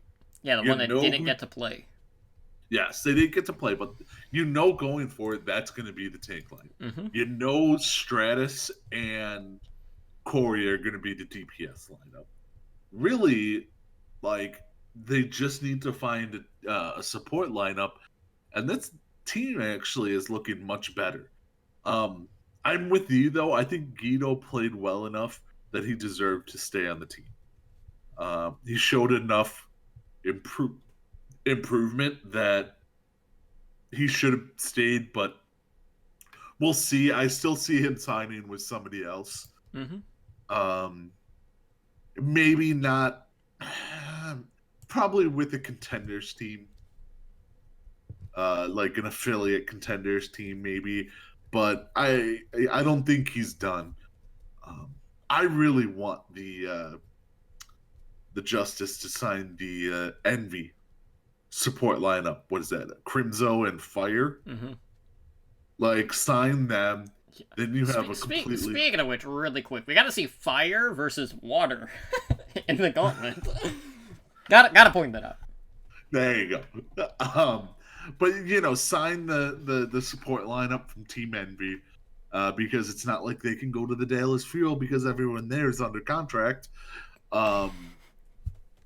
So you sign them, and the Justice are looking pretty good. I like it. Yeah. I think the Team Envy is going to get blown up this year in regards to losing people. I can see that. So again, probably expect more movement in the next week. There's been a pretty healthy amount of moves from week to week so far. We'll see whether or not the wheels ever come off completely and slows down for a week. Probably not. I mean, we haven't seen anyone sign. Or another promoted, team. Technically. Yeah, or promoted. And we won't, like we said, until November, when the team options have to be in. Right. Like, locked in. Like, we're picking it up, we're not picking it up.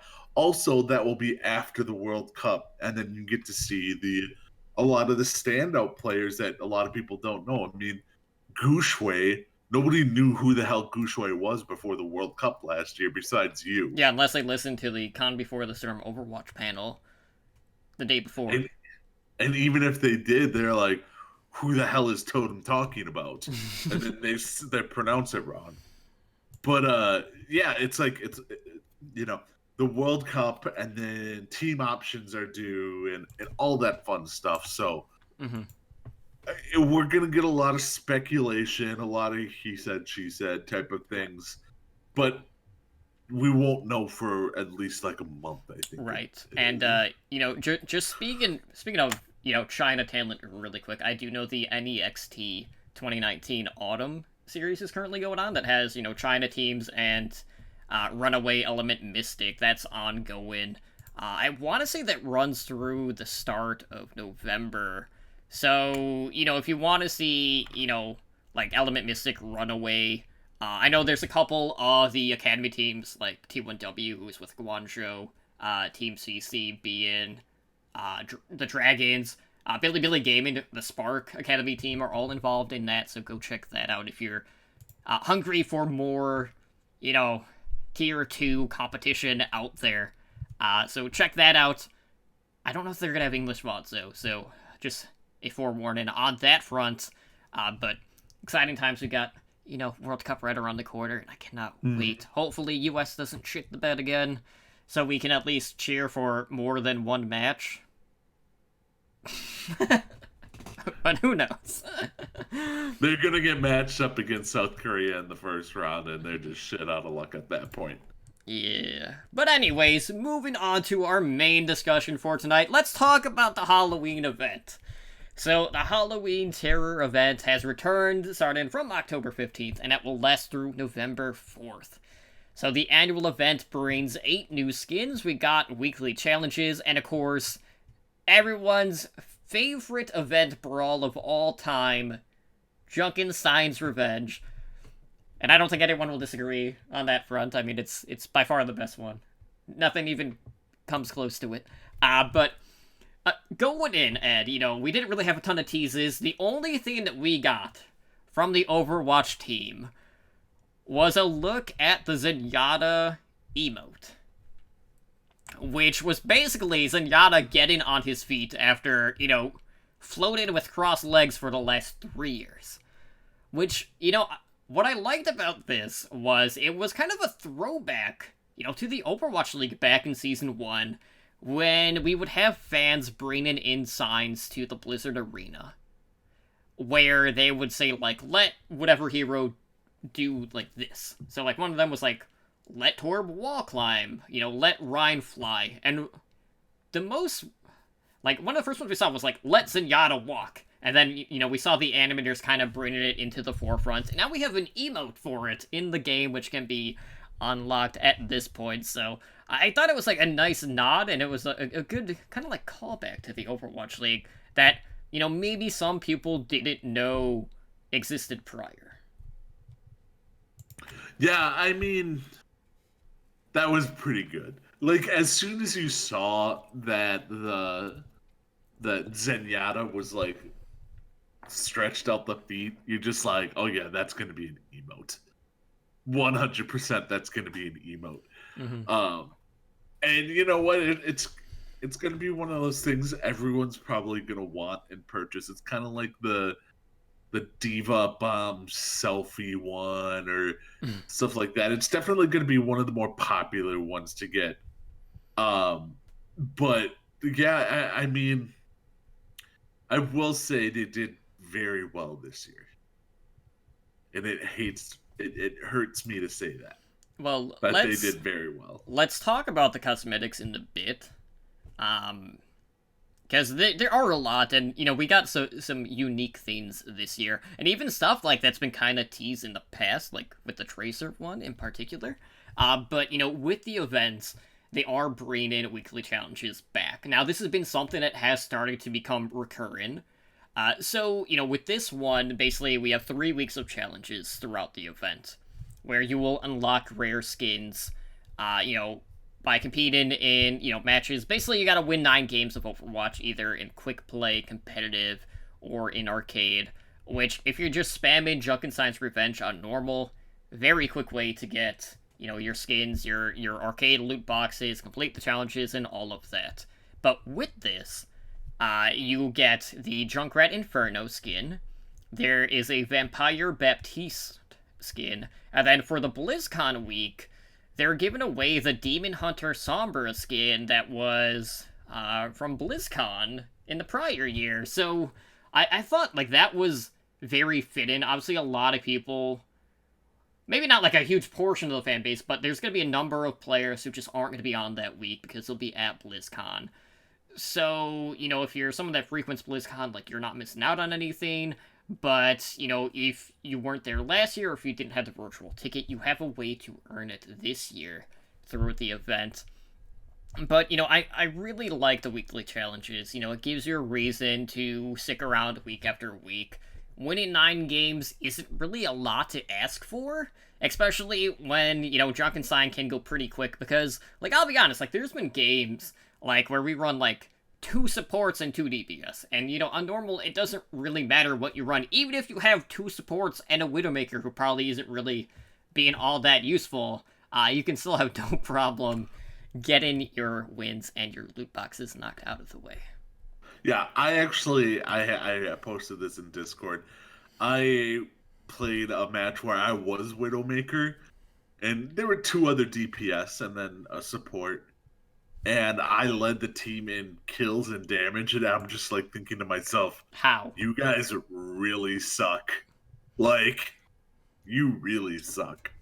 Mm-hmm. To let, Widowmaker do all that. My max, the most kills I've had was 217 with Torbjorn. Yeah, my highest so far was 200 with Zenyatta. Ooh, that's actually impressive. I will say, though, since I have been playing on my Switch a lot, I cannot tell you the amount... Okay, I haven't played, a total... I haven't played, a huge amount, so, the field here isn't, that great on Junkenstein's Revenge so far on the Switch, but out of the ones that I have played, I can't tell you how many games I've been in where the DPS have a total of Zomnic kills below 70. It is a staggering number. I would say, if I were to put a percentage of DPS players who haven't hit above that threshold, it would be half.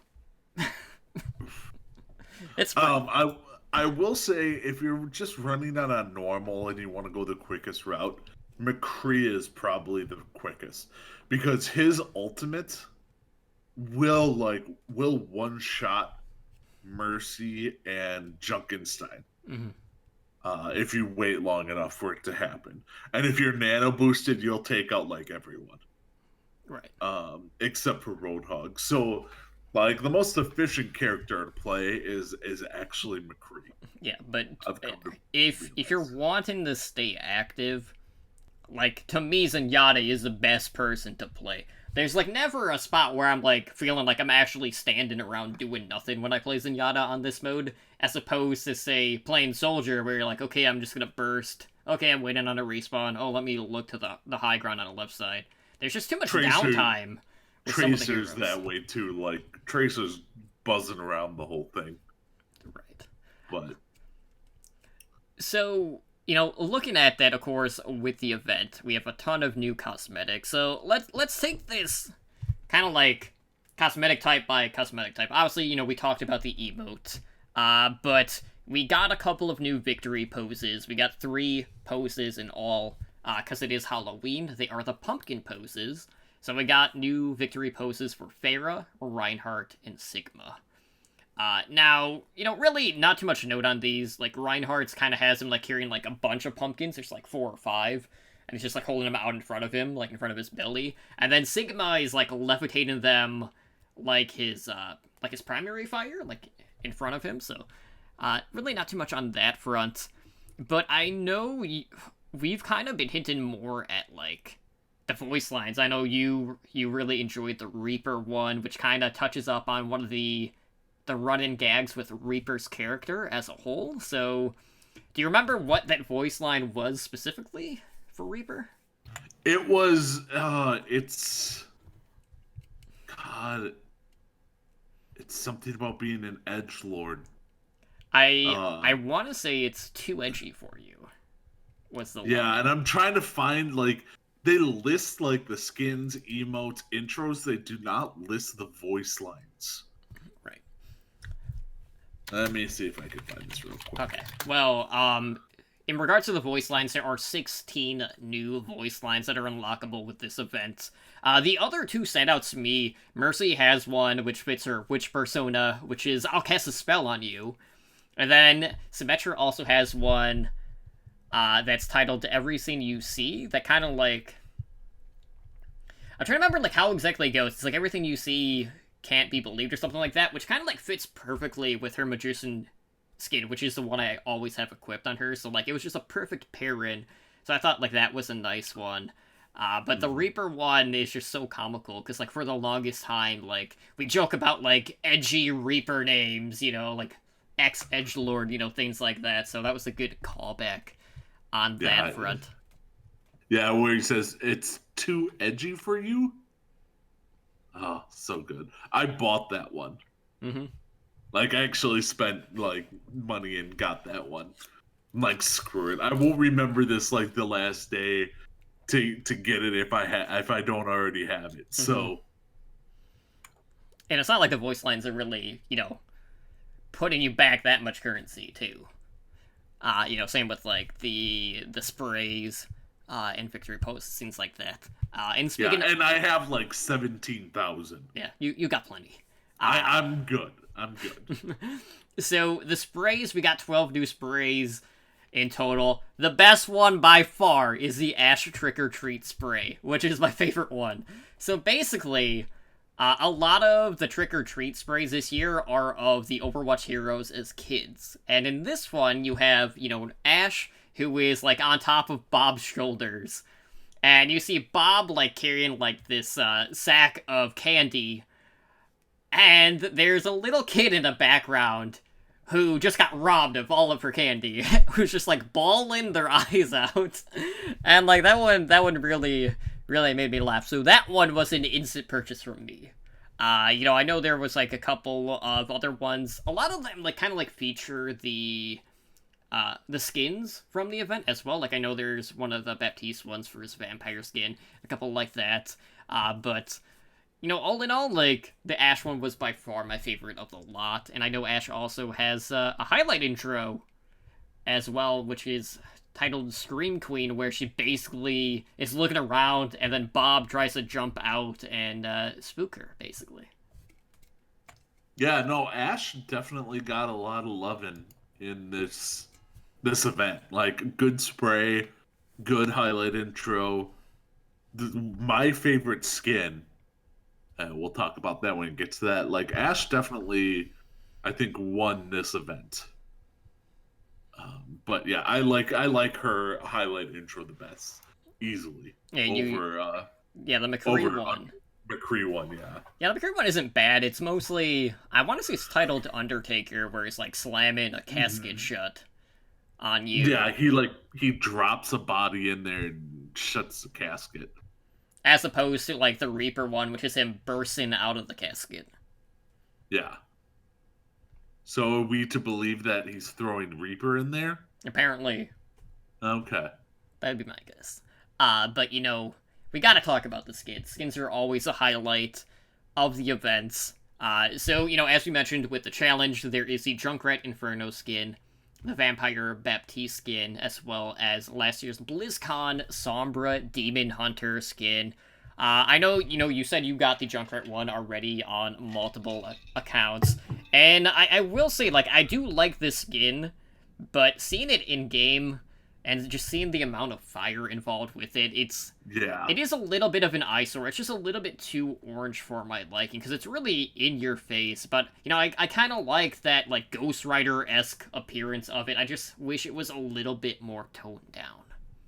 Yeah, also, you don't want to be that noticeable. Like,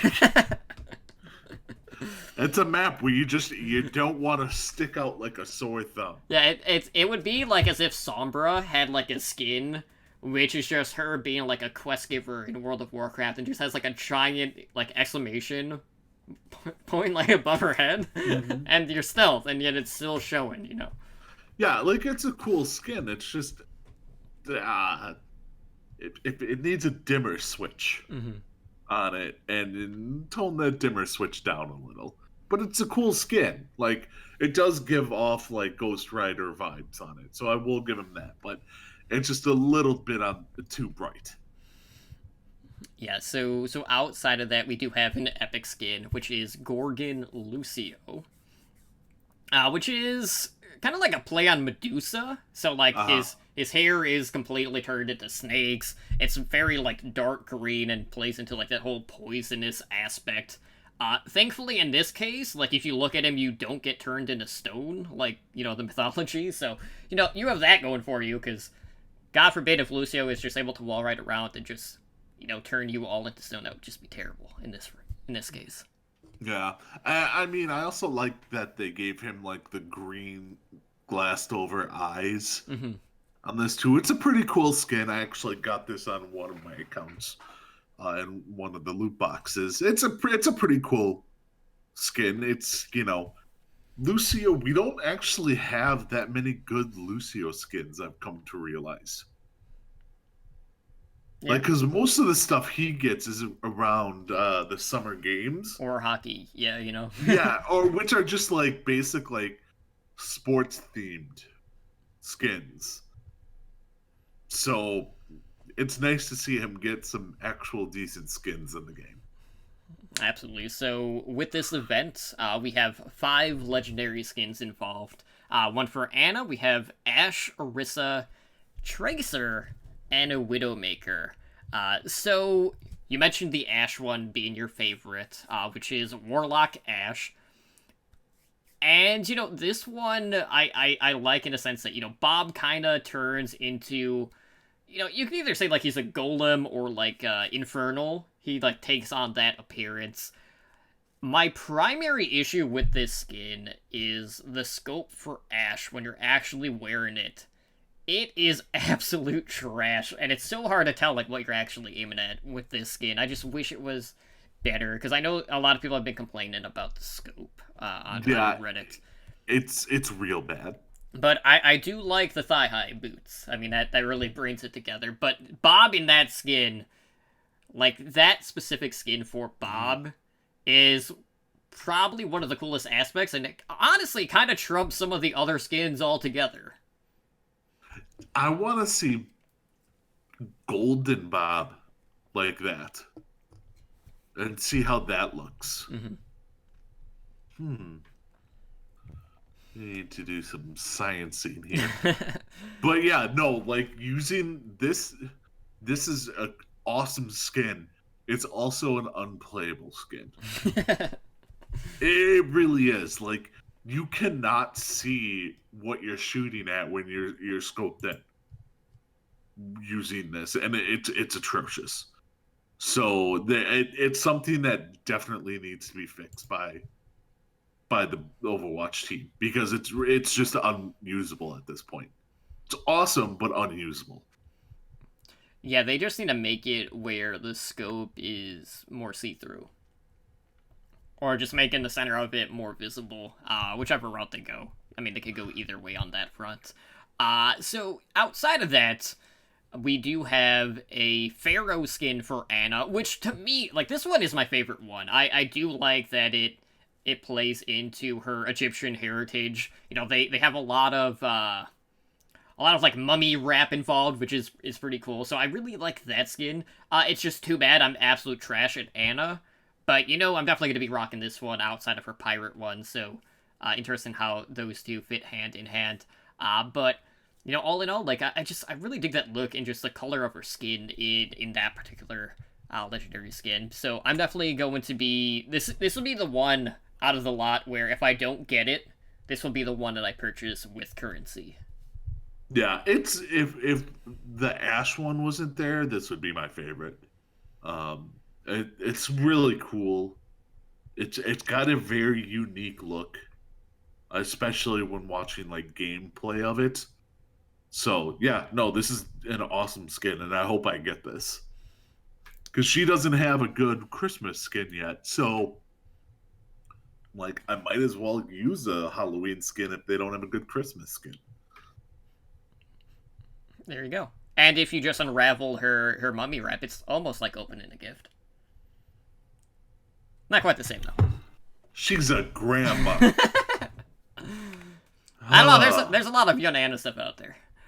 So outside of that, we do have a Demon Orisa skin, which I would say, like, color scheme wise, with like that infernal type red, it looks pretty cool. It kind of has like that bone color too, with like her main body, and of course, all of her green accents are like that blood red, which are pretty cool. Definitely kind of like tugs in the whole Diablo aspect of the skin. Really not too much to note, like, in regards to, like, any intricacies, with the skin itself. But, there's another Tracer skin added for this event, which is the Will-O-Wisp, which has been a skin that's been teased in the past for the Halloween event, so, I kind of thought it was interesting, like, even, like, going back, like, we see stuff kind of hinted at before things come into the game. More times than not, it's been more on the comic side before it turns into something in-game, and this was something that was just posted in a prior video in yesteryear. But it kind of, like, goes into the whole, like, is she faster than wind, or however you want to describe it, but, like, it kind of, like, tugs into her whole time travel mythology with the whole Wisp aspect, so I thought that was kind of neat. But outside of that, there's only one other skin, which is, Tracer's counterpart of Widowmaker, which is Scorpion-themed. Mm-hmm. One really cool thing I liked with the Scorpion thing is the ponytail aspect of it. It's Snake. Sorry, not a snake. It's the Scorpion's tail. Mm-hmm. And it actually does whip back and forth, like when she moves. So does she nay-nay? You know what? I was gonna make that joke, and I beat you to it. Yeah, like, watch me whip, watch me nay-nay, watch me whip, watch me nay-nay. They spend all of that time talking about Widow's Kiss. Now it turns into Widow's Stain at this point. Yeah, with the skin. But it's a pretty cool skin. Like, you have to, when you first take a glance at it, you're just like, okay, this is a cool looking skin. Right. But then you look at the intricacies of it. Like, the gun is really cool looking, and the scorpion tail attached to her and stuff like that. Like, the intricacies of this is really cool. But this is something I'm not gonna buy, but I'll be happy if I get it. Mm-hmm. So, and I'll equip it if I get it. So, because she doesn't have a good Christmas skin either. Yeah.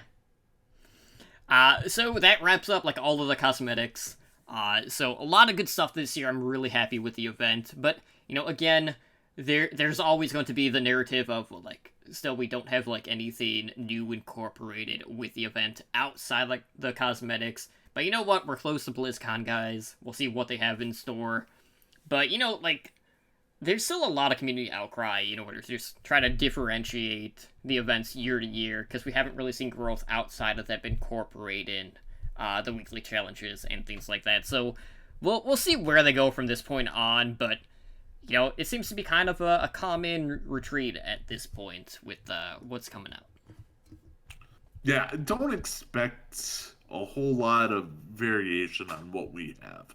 I mean, Blizzard has not been known to change up or alter holiday events that often. Mm-hmm. I mean, Warcraft has had the same event since God knows when. Right, and, like, the only thing they've really incorporated was, like, micro holidays on that front.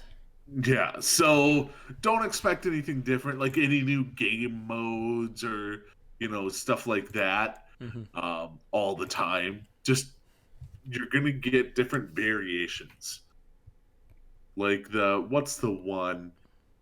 Like, we had Retribution, Yeah, the archive stuff. The archive stuff. We'll get a new one of those every year, but we're not going to get a new Junkenstein's Revenge. Although I wish they would open up Junkenstein's Revenge to let you do like a mode where you can pick anyone. Mm-hmm. I wish they would do that. Right. Now, with that being said, I know we are getting to that point of being over 2 hours. So, with that being said, guys, we are going to close out the show for tonight. So, if you guys want to help us out, we're always looking for ways to improve the show. So, hop over on iTunes, let us know how we're doing. Let us know if you'd like to see anything else incorporated to make for a better listening experience for you. And, you know, if you want to find other Overwatch content, we do have an Overwatch podcast directory on our website, which is Overwatch Recall. Then every Sunday night, we do the Weekly Recall, which has a list of all of the episodes released from the podcast scene for Overwatch.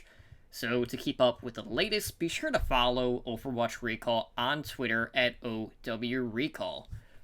Now, of course, we are a podcast network, and we do have a couple of different ways how you can support us. So, for starters, since we do stream our shows on Twitch, any sort of Twitch Prime love thrown our way is greatly appreciated.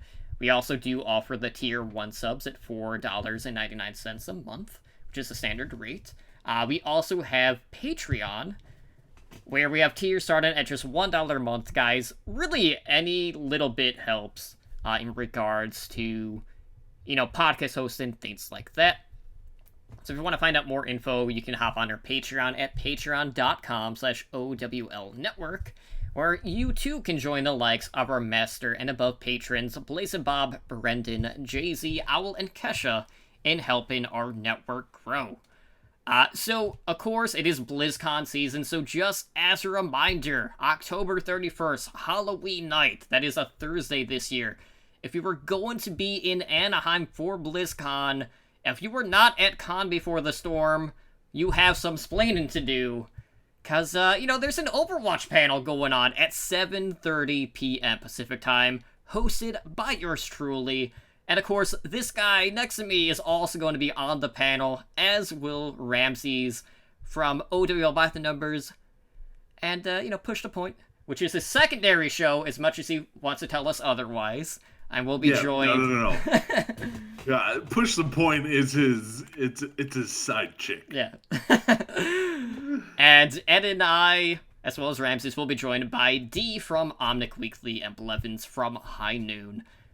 So if you're not able to make it out there, guys, we will have the panel available on Podcatchers shortly after the event, which will probably be sometime during BlizzCon weekend. So definitely listen to it when you guys get a chance. General updates in regards to the network. We did celebrate the 100th episode of Overwatch League Network on Monday, where we had Slambo return in for a one-off. You know, he got to do, like, the Sounder live, which was fantastic. I'm surprised he made it. He did make it, which was great to see. He wasn't in the abyss. I actually was able to pull him out long enough to sit down for, like, 2 hours, which was great to see. But with that being said, go give that a listen. A lot of reminiscing about the past 100 episodes. And we are doing a giveaway for Overwatch League Network. So we're giving out a BlizzCon virtual ticket. We're also giving out an Overwatch League jersey, which is all done in our Discord.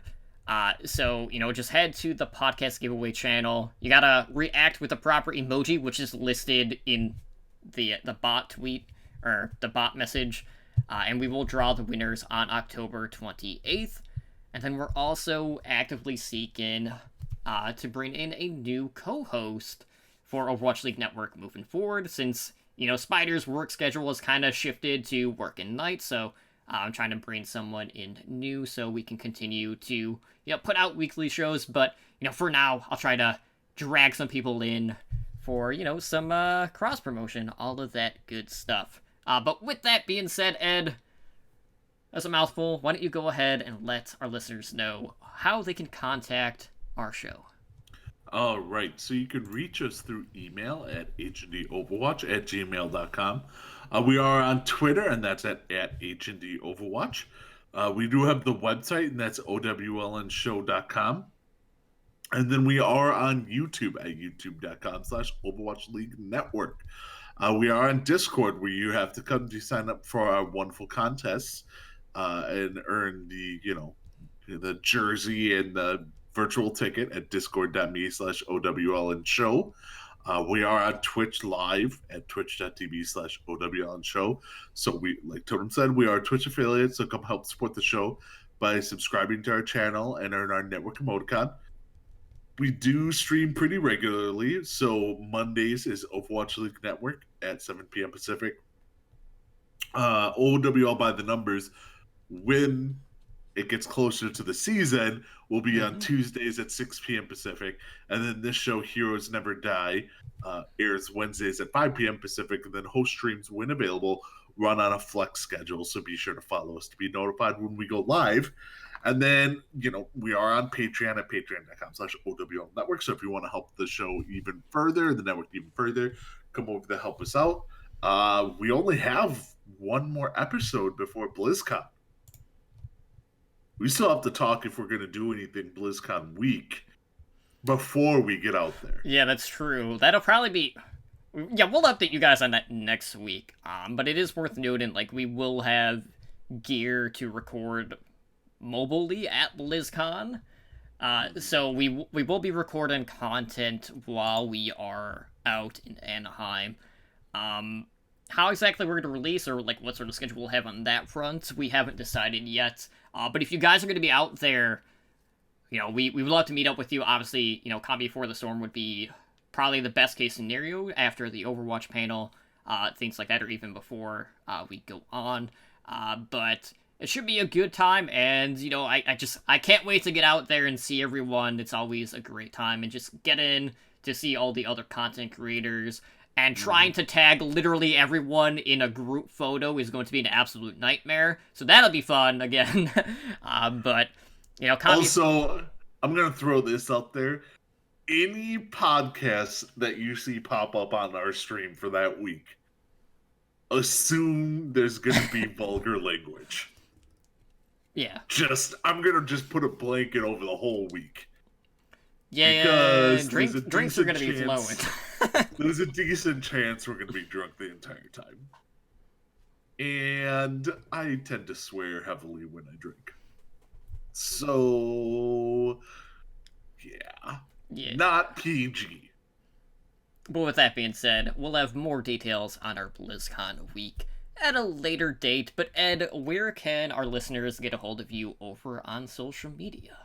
Well, you can contact me on Twitter, and that's at Edinar Overwatch, or on Origins to play Apex with me at Edinar83. Totem, where can they find you at? Well, I'm also on Twitter at TotallyDrunkCTR, and if you guys are on Switch playing Overwatch, my username there is HND_Totem. Because my name is far too long for Nintendo. I can't have Totally Drunk, and it makes me sad. And it angers me. Can't have it. Enough for you to get drunk? Totally drunk? It's too much. But with that being said, guys, thank you again for listening to another episode of Heroes Never Die. This has been episode number 182. I've been your host, Tumbly Drunk, joined, as always, by my co-host, Edinar. And we will see you guys back next week. Take care, and have a good night. Have a good one.